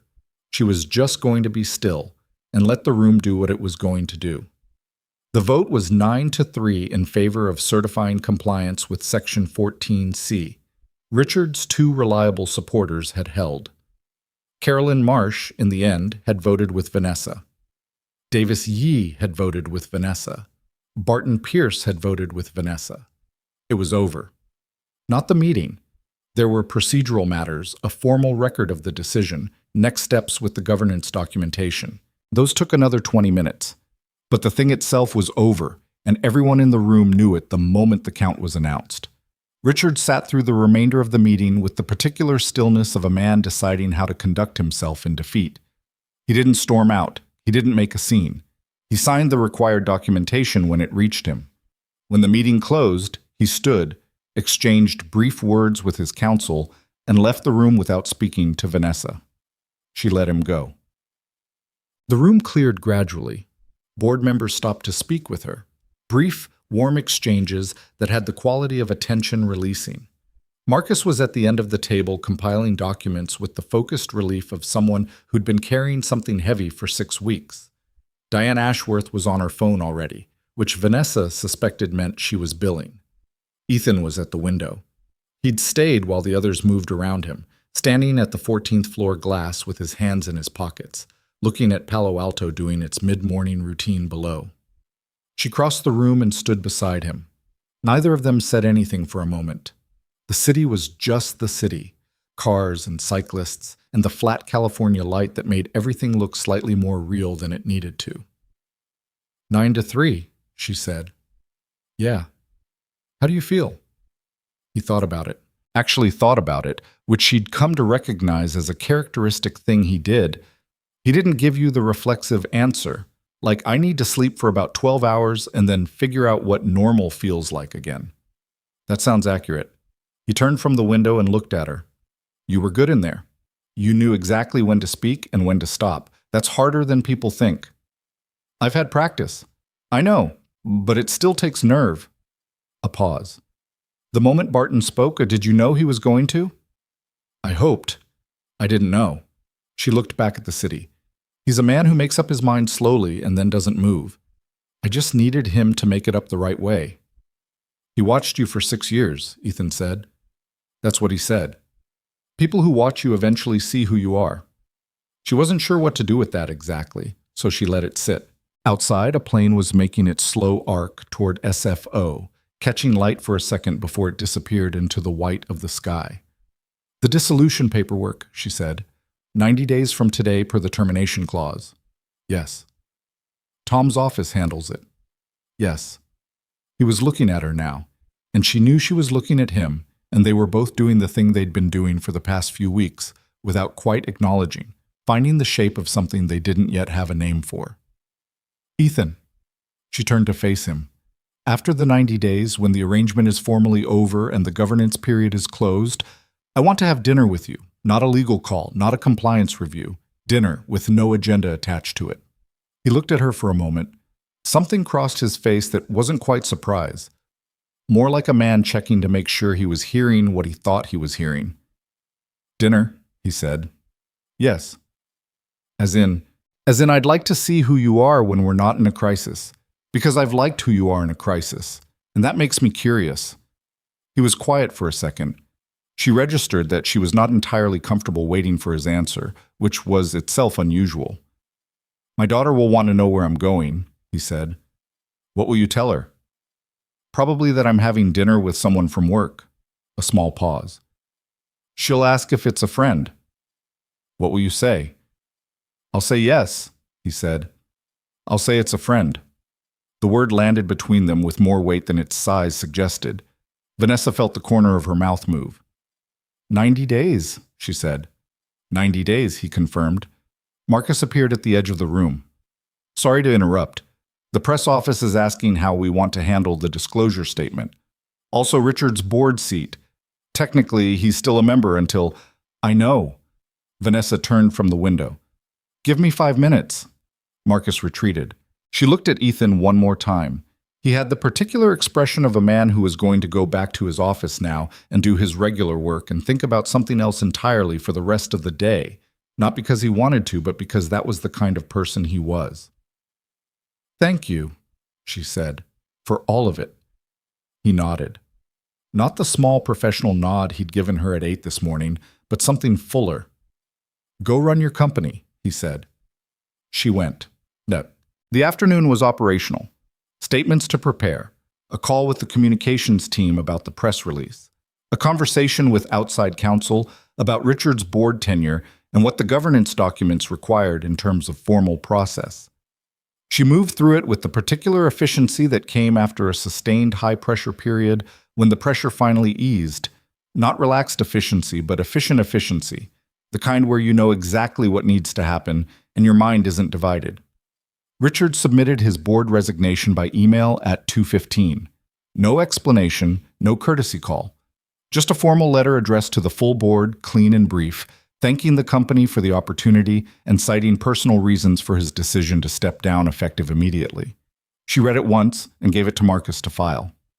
That evening, Vanessa went back to the office after everyone else had left. She did this sometimes, not to work exactly, but to be in the space when it was empty and let herself feel what had happened. The 6th floor was quiet, the cleaning crew long gone, the building's overnight systems doing their low hum. She walked through the open floor plan with its clean lines and California light that was just the ambient glow of Palo Alto streetlights now, coming through all that honest glass. 400 people worked here, 400 people whose jobs, whose projects, whose years of built work had been sitting behind this vote without knowing it.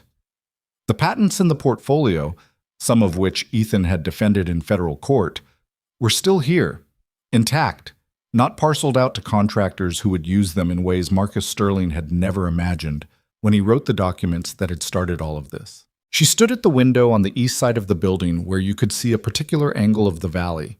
Not beautiful exactly, more like familiar in the specific way of something that's been yours for a long time. Her father had built something and put it in her hands. She'd taken it from 12 people to 400.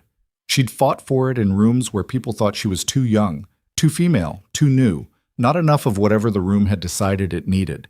She'd won those fights because she was better prepared and because she understood what was actually at stake. Today she'd won one of those fights because a man she'd known for 6 weeks had read a document and found something nobody else found and had stood in front of an ethics investigation with his bar license on the line and hadn't flinched.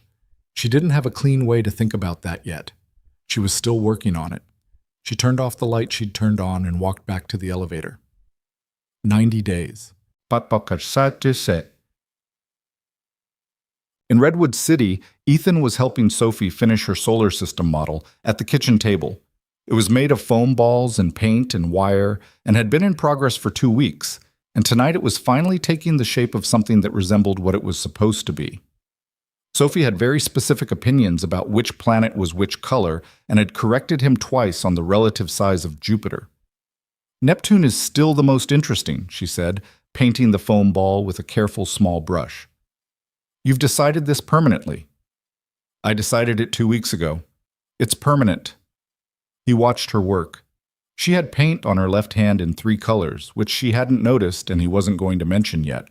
The kitchen table had the specific comfortable disaster of a project reaching its final stage. He thought about the boardroom, about 9 to 3, about Vanessa at the window saying 90 days with the particular directness that was her specific mode of courage. Not dramatic, not rehearsed, just clear. He thought about what came after. He didn't know exactly. He knew it was something, and knowing it was something was enough for tonight. "Dad," Sophie said without looking up, "is everything okay now? With work?" He looked at her. She was still painting, focused on Neptune, not watching him. "Yeah," he said. "Everything's okay." "Good." She held Neptune up to the light, checking the color. "I figured it was." "You've been sitting down at dinner again." He looked at the table. "She notices," Mrs. Kowalski had told him once. "Kids always notice." He reached over and picked up the brush for Mars. "All right," he said. "Move over. Let me do the red one." The 90 days didn't feel like 90 days. They felt like a season, something with weather and texture and small events that accumulated into something larger than any single one of them. The governance period wound down quietly. Patricia Holden filed her final certification in week 11, a clean document that confirmed full compliance with Section 14C and closed the independent oversight process with no outstanding issues. Marcus sent Vanessa a brief message when it arrived. "Done. Clean record, full stop." She read it at her desk and felt something she hadn't expected. Not relief, exactly. Something more like the particular stillness that comes after you've been bracing for a long time, and the thing you were bracing against has finally, completely passed. The company continued. The Seattle expansion moved into build phase. The enterprise client pipeline that had been discussed at the Carmel retreat closed 2 major contracts in October. The patent portfolio, the spine of everything Marcus Sterling had started and Vanessa had defended, was intact, and the team that had built it was still here, still working, still producing. 400 people who'd never known how close it came. Ethan went back to being the IP attorney. He ran his department, managed his cases, defended 2 new patent matters that landed on his desk in October and November. The bar complaint was a closed record with a protective public notation. His colleagues, most of whom had never fully understood what had happened, treated him with a slightly warmer regard that told him the broad strokes had circulated anyway. He didn't explain anything. He just kept working. But the 2 of them had been on calls twice a week for 3 months, and calls don't end the day the governance period does. They taper. Or they don't. Theirs didn't taper. The compliance reviews stopped. The calls didn't. They migrated from structured professional check-ins into something less defined. Conversations that started with a work question and stayed on the line for an hour, ranging through things neither of them had particularly planned to say. She told him about the early years of Viridian, the specific texture of trying to run her father's company while being young enough that vendors sometimes assumed she was a junior employee. He told her about the year Sophie was 3 and her mother left, and how he'd sat in his car outside the apartment at 2 in the morning trying to figure out what competent single parenting looked like at 31 hours of no sleep. Neither of them was performing anything. That was the quality of it that he'd come to recognize. The absence of performance, the particular ease of a conversation where neither party was managing the other's impression. He found that rarer than he'd previously understood. The 90 days ended on a Tuesday. Tom Briggs's office sent the dissolution paperwork at 9 a.m. Ethan read it at his desk and signed his copies before lunch. Vanessa signed hers the same morning. The legal co-parenting declaration was formally terminated at 2:15 p.m., registered, archived, done. Sophie's rights and protections were unaffected. Her life was exactly what it had been before, which was the entire point. Tom called him at 3. "All clean," Tom said. "You know what I'm going to say." "I know. I said it at the beginning. If it goes anywhere, make sure the boundaries are clear. Employment relationship still exists." "I know, Tom. I'm not your ethics advisor. I'm your personal attorney. So this is just me talking to you like a person. I read people for a living. That woman is not someone who does things carelessly." A pause. "That's all I've got. That's more than you usually give." "Don't make me regret it." Ethan put his phone down and looked at his office for a moment. The neat shelves of case files, the small framed photo of Sophie at the beach that sat on the corner of his desk, the California light coming through the window at the angle that meant it was mid-afternoon. He'd sat in this office for 4 years. It looked the same as it always had. He was not the same as he always had been, which was interesting to sit with. He picked up his phone again and sent Vanessa a text. "Paperwork's filed. You free tonight?" Her reply came in 4 minutes. "Yes?" 7. The Italian place on California Avenue. "I've already made the reservation." He stared at that for a second and then smiled at his phone screen like an idiot, which was fine because nobody was watching. The Italian place was the kind of restaurant that had been in Palo Alto for 20 years without feeling like an institution, worn in the way of places that didn't spend money on updating what didn't need to be updated. Red checkered tablecloths that nobody was self-conscious about. Bread that arrived without asking.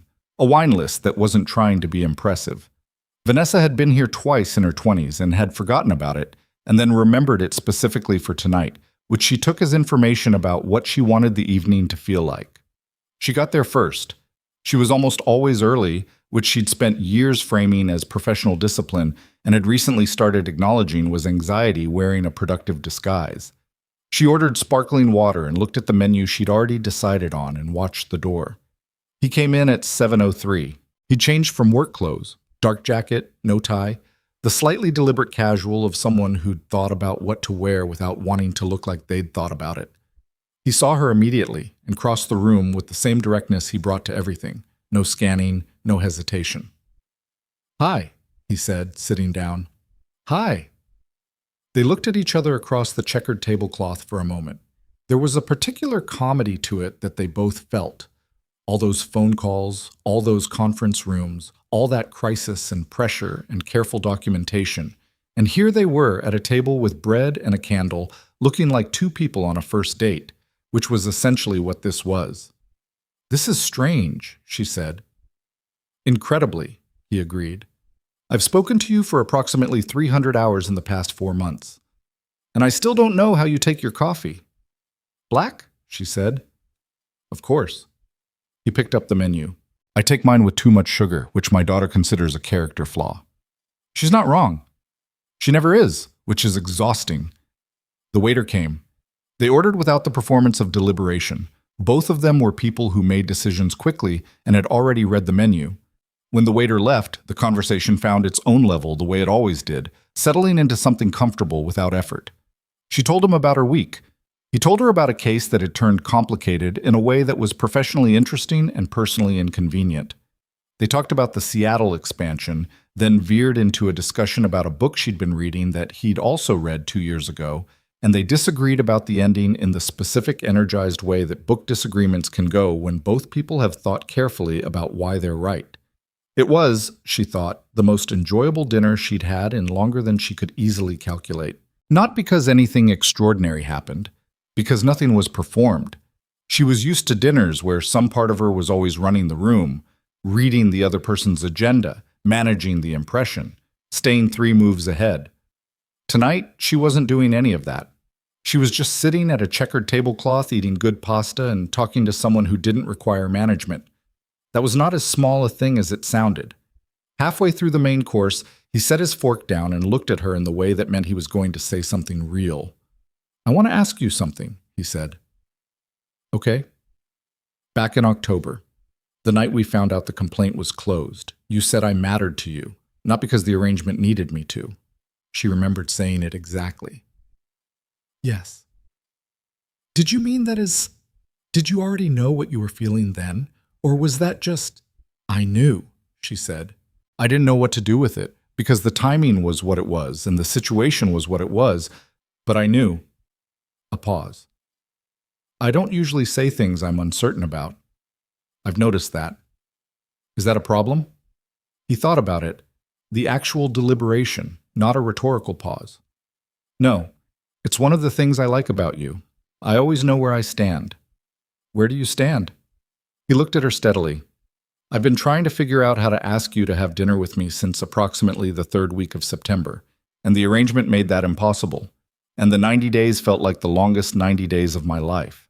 That's where I stand." She felt something warm settle into her chest, not the dramatic flood of a movie moment, just the quiet arrival of something right. "For the record," she said, "I made this reservation 2 weeks ago." He laughed. It was a real one, unguarded, shorter than a performed laugh, and she filed it as something she wanted to hear again. They walked after dinner. The November evening was cool in the specific Northern California way. Not biting, just present enough to make you aware of it. California Avenue at 9 p.m. had the pleasant irrelevance of a street that's finished its busy part of the day and is now just existing. They walked without deciding to, falling into the same direction without discussion. The kind of thing that happens when 2 people are comfortable enough in each other's presence that movement doesn't require negotiation. She told him something she hadn't told many people. That the year after her father died, when she was running Viridian on barely enough sleep and not nearly enough experience, she'd had a period of about 4 months where she genuinely believed she was going to lose the company. Not to Richard Holloway or a board maneuver, just to her own insufficiency. To the gap between who she was and who the job required. She'd told no one. She'd kept moving. She'd closed the gap the only way she knew how, which was by working and learning and refusing to stop. But it had cost her something, and what it had cost her was the ability to let people close enough to see the gap. It was easier to be impressive at a distance than to be real up close. He listened without interrupting. "The thing about this whole mess with 14C," she said, "is that I couldn't do it alone. I couldn't be impressive from a distance and make it work. I needed someone in the room with me. And you were in the room with me in a way that nobody has been in a long time." He was quiet for a moment. The street was quiet. A car passed. "You weren't always easy to be in the room with," he said. "I know. The first 2 weeks, I wasn't sure you actually trusted me. I thought you trusted the structure I built, which is different." "It is different." She looked at the sidewalk. "I came around." "You did." A pause. "I watched you come around. That's when it happened for me, if I'm being honest. Not when you described the stakes or when you offered to cover my legal fees. When you started calling me just to think out loud, that's when I knew that you were actually letting me in." She didn't say anything for a moment. The street went on. The evening air was doing its mild California thing. "I'm better at letting people in than I used to be," she said. "My last exec wasn't wrong. I have a trust deficit. I've been working on it." "You're working on it well. Don't grade me." "I'm not grading you. I'm just..." He stopped walking. She stopped too and turned to look at him, standing on the sidewalk with the streetlight behind him and his hands in his jacket pockets and that particular quality he had of being entirely present, not somewhere else in his head, just here. I'm telling you I see it, that you're trying, that it matters. He paused. That's all. She looked at him for a moment. Then she closed the 3 feet between them and kissed him. Not tentative, not the careful first kiss of people who aren't sure. Just her, clear about what she wanted, in the direct way she'd been clear about things her entire adult life.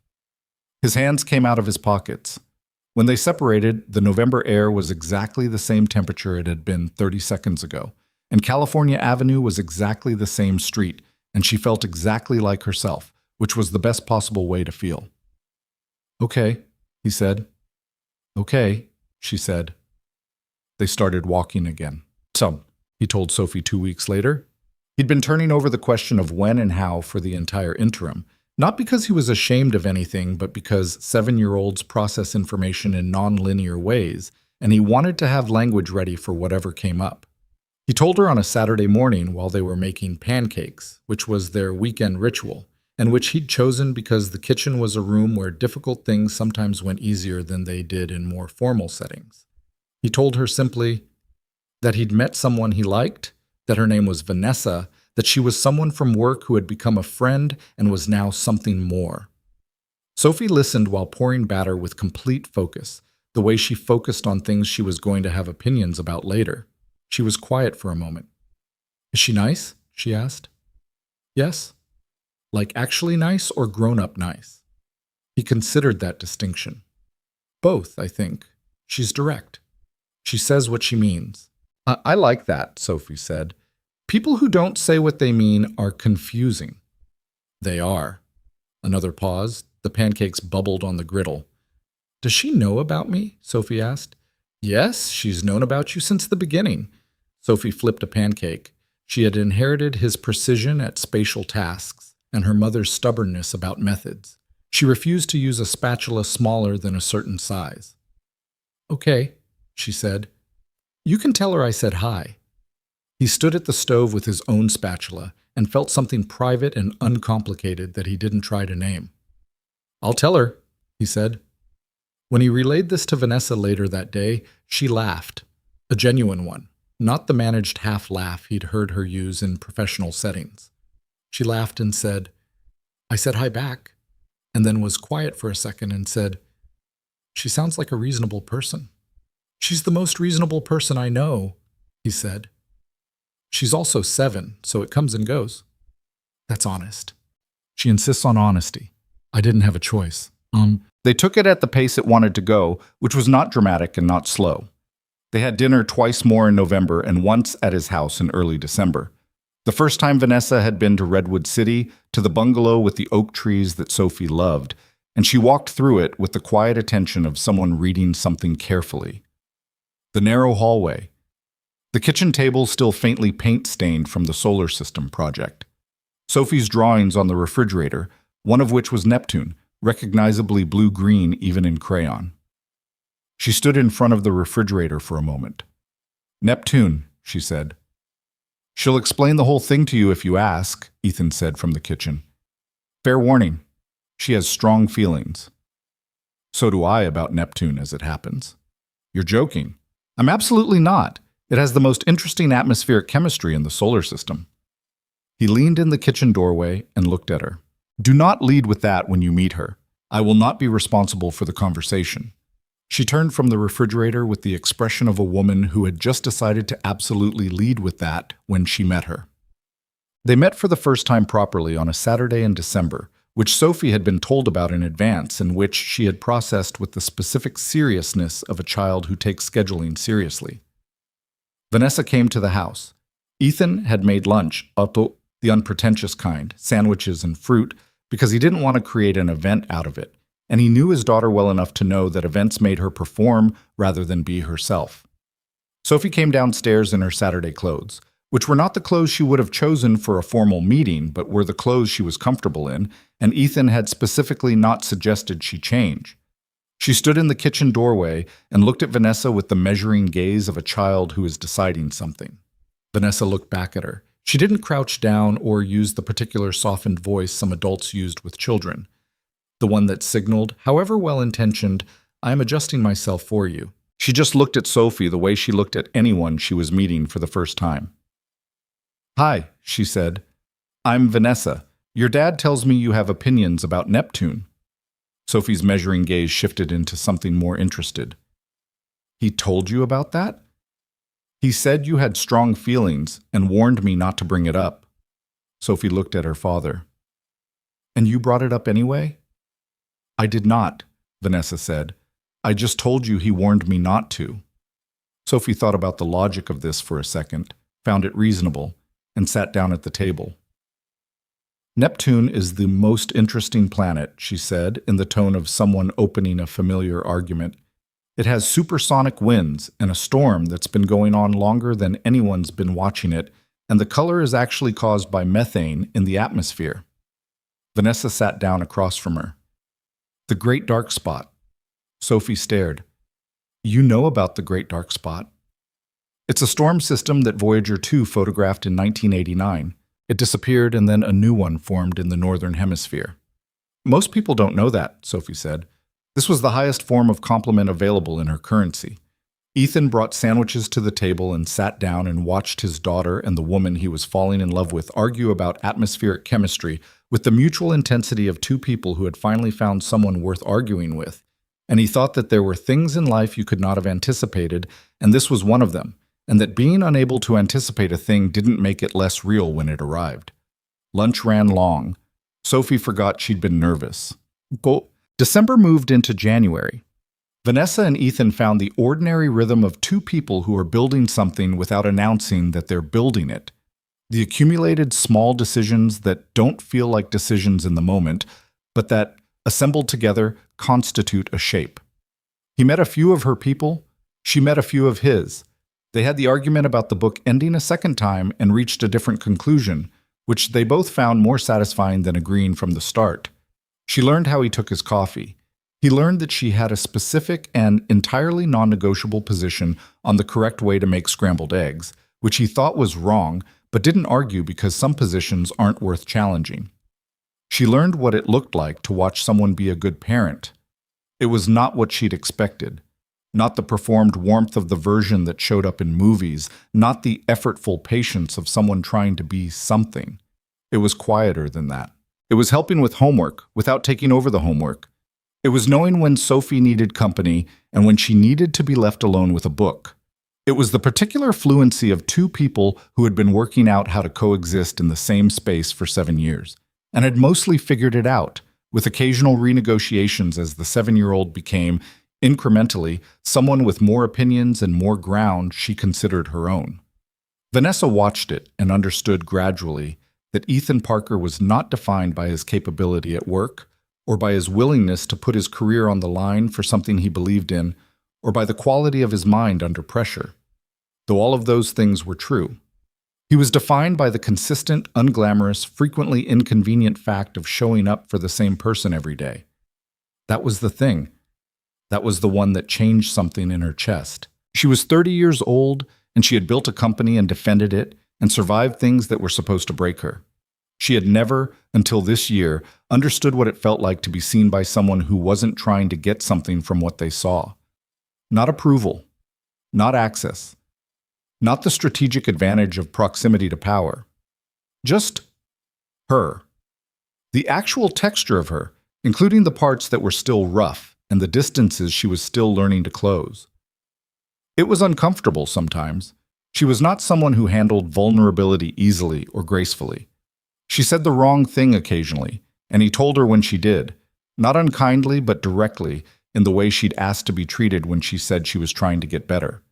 She had to learn to receive that. She was still learning, but she was learning. The 6-month mark fell in late March, a Thursday, which had no particular significance except that Vanessa noticed it while reviewing her calendar and found herself sitting quietly with it for a few minutes. 6 months since the Carmel retreat. 6 months since she'd stood on the deck with cold coffee and read an email that told her everything she'd built was at risk.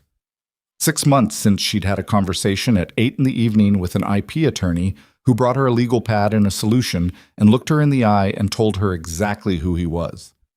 She thought about the version of herself in that hotel suite, holding the legal pad, reading Ethan's organized handwriting, the Pacific doing its thing outside in the dark. She'd been calculating then. She was always calculating. She was trying to figure out whether the structure was real, whether the person was reliable, whether the cost made sense against the potential outcome. She hadn't been calculating when she asked him to dinner. That was the difference. That was the thing she'd been slowly, imperfectly, incompletely working toward. The ability to act from something other than the next 3 moves. Viridian's Q1 results came in that week. Strong across every line. The patent portfolio had produced 2 new licensing agreements. The Seattle operation had its first 100 employees.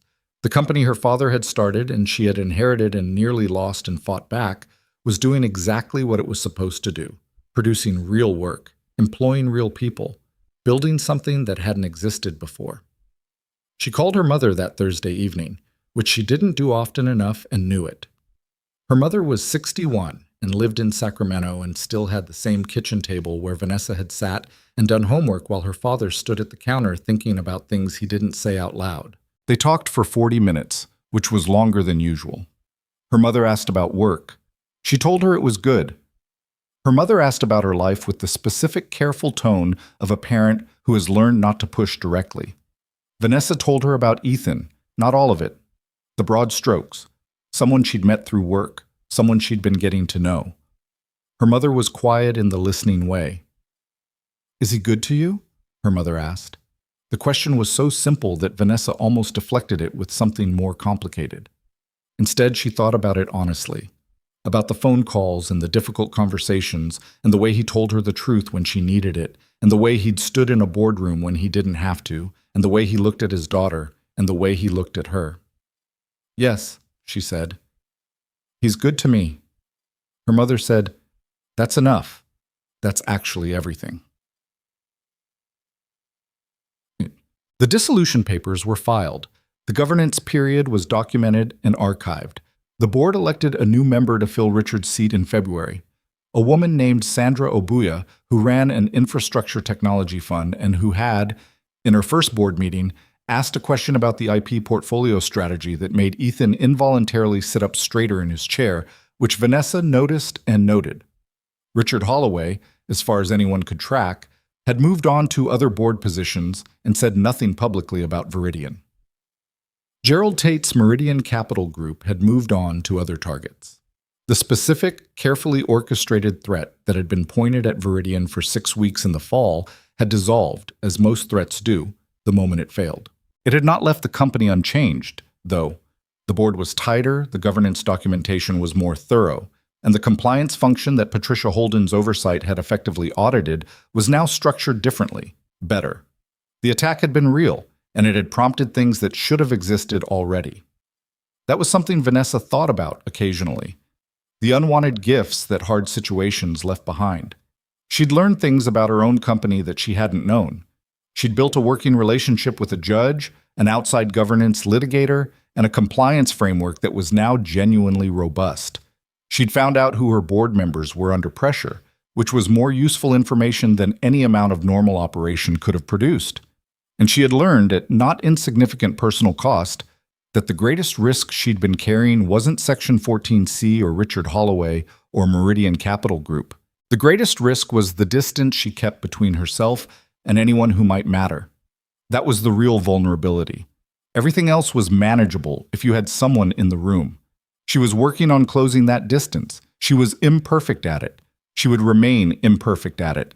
But she was working on it.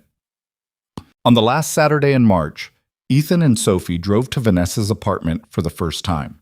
Sophie had requested to see it specifically because she wanted to know if Vanessa had any books about planets, which Ethan had told her was not a guaranteed feature of other people's apartments.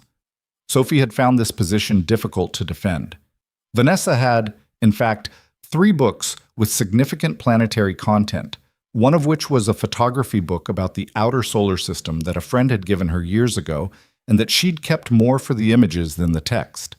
She retrieved it from the shelf when Sophie came in, handed it over without ceremony, and Sophie sat down on the apartment floor and opened it with the focused seriousness of a researcher, which was how she read things she cared about. Ethan stood in the apartment and looked at Vanessa. She was watching Sophie on the floor with an expression that was careful and warm and slightly unguarded in a way he'd seen her allow herself more frequently over the past few months. The relaxing of the control she carried, not because she'd become less capable, but because she'd decided incrementally that not every room required every defense. "She's going to talk to you about that book for the next 45 minutes, he said quietly. "I know." She didn't look away from Sophie. "I cleared the afternoon."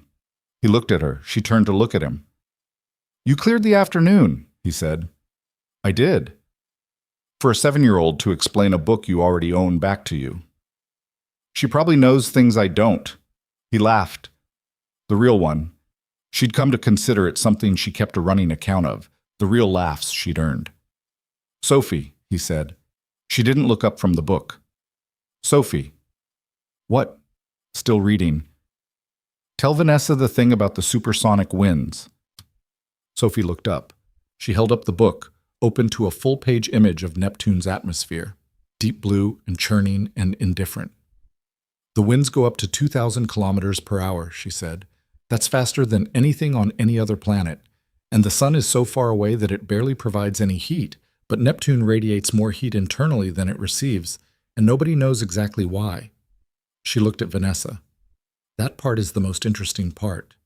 Things that generate their own heat." The apartment was quiet for a moment. Vanessa looked at Sophie, then at Ethan, then back at Sophie. "I agree," she said. "That's the most interesting part." Sophie returned to the book. Ethan looked at Vanessa with the specific expression of a man who had watched something he'd hoped for arrive and was choosing not to make a production of it.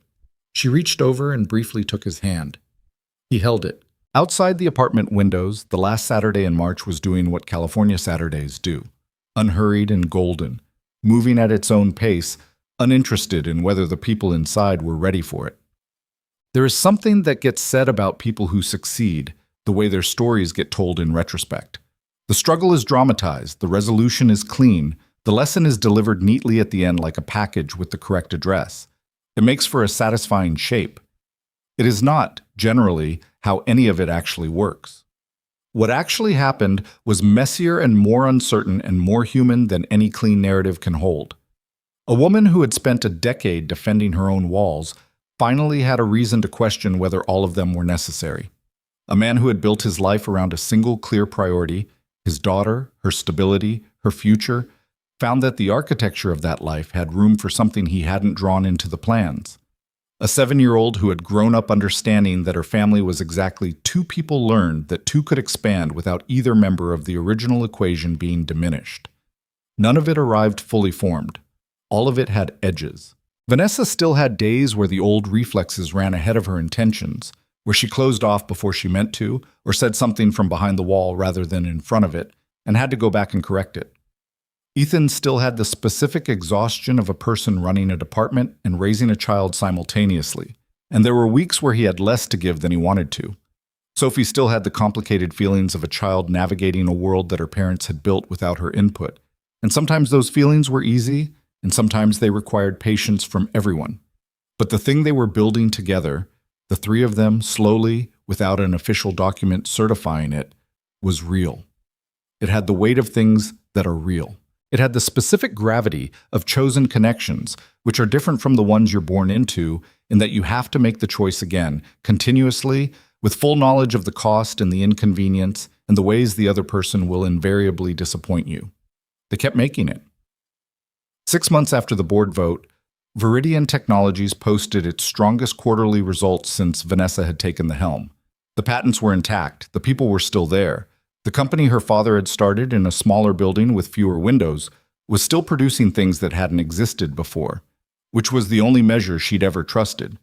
Richard Holloway's name appeared once more in Vanessa's peripheral awareness, in a trade publication piece about a restructuring at a different technology company where he'd joined the board. She read the headline, registered it, and moved on. Some people stayed in your life, and some people were part of a period of it, and the period had ended, and she had the particular equanimity about that of someone who had come out the other side carrying something worth more than what the threat had cost. Patricia Holden sent her a card in March. a small handwritten note, not a formal communication. It said that in 30 years of oversight and legal work, the Viridian matter was among the handful she was glad to have been part of. Vanessa kept the card in her desk drawer without quite knowing why, and understood later that it was because it represented something specific. The moment when doing something right and doing something that worked had been the same thing. Those moments were worth keeping. Tom Briggs sent Ethan a bill in February and a bottle of wine he'd never asked for in March, which was Tom's version of a review. Ethan drank the wine over 2 evenings with Vanessa and told her what each thing on Tom's desk had looked like when he sat there reading the bad coffee machine case summary on the morning this whole thing started. She asked questions. He answered them. They were still learning the shape of each other's histories, the rooms they'd been in before they'd been in the same rooms together. Sophie finished the solar system model. She brought it to school and her teacher gave the class more than the expected time for her presentation because Sophie had opinions, and the teacher was the kind of person who could recognize when a student had actually thought about something. She got the grade she'd decided she deserved, which was the only outcome she'd considered. On a Sunday in early April, Sophie was in the backyard of the Redwood City bungalow doing something elaborate with chalk that she declined to explain. Ethan was in the kitchen. Vanessa was sitting on the back porch steps with a cup of coffee, black, no sugar, watching the oak trees do whatever oak trees do on April mornings in California, which is essentially just exist with the slow confidence of things that have been in one place long enough not to need to prove anything. Sophie looked up from her chalk work and regarded Vanessa with the specific evaluative gaze she used when she was checking something against a prior assessment. "You always look like you're thinking about something," she said. "I usually am," Vanessa said. "What are you thinking about right now?" Vanessa looked at the oak trees, then at Sophie. "Whether to make my coffee at home in the mornings or whether I can keep coming here for it." Sophie considered this with appropriate seriousness. "We have a good coffee maker," she said. "Dad got it last year. It's the kind with the grinder." "I know. I've used it." "So you should probably just come here. That's a reasonable position." "Oh, I have a lot of reasonable positions," Sophie said, and returned to her chalk. Ethan appeared at the porch door with his own coffee and looked at Vanessa on the steps, and at Sophie in the yard, and at the April morning being the particular kind of ordinary that doesn't announce itself as valuable while it's happening. He sat down next to her on the steps. She leaned slightly into him, not dramatically, just the small adjustment of someone who has decided, without making a statement about it, that this is a place they can lean. The oak trees didn't do anything. The morning continued. Sophie's chalk work revealed itself, slowly, to be another planet. This one large and blue-green, with ambitious swirling lines indicating atmospheric activity that no 7-year-old should technically know about. It was Neptune, obviously. Things that generate their own heat, Sophie had said. Vanessa understood that now in ways she hadn't before. The year had cost her something, and given her something, and the math of it came out positive. Not clean, not without residue, but positive. She had learned the specific courage of letting herself be known. She had found, improbably, in the middle of the hardest fight her company had ever made her wage, a person whose integrity she trusted and whose presence made her life feel larger than it had been. That was not a thing she had planned for. She was glad for it anyway. The morning held them, all 3 of them, the oak trees, the chalk Neptune still taking shape, and didn't ask anything of any of them except to stay, which all of them did, each in their own way, for exactly as long as the morning lasted.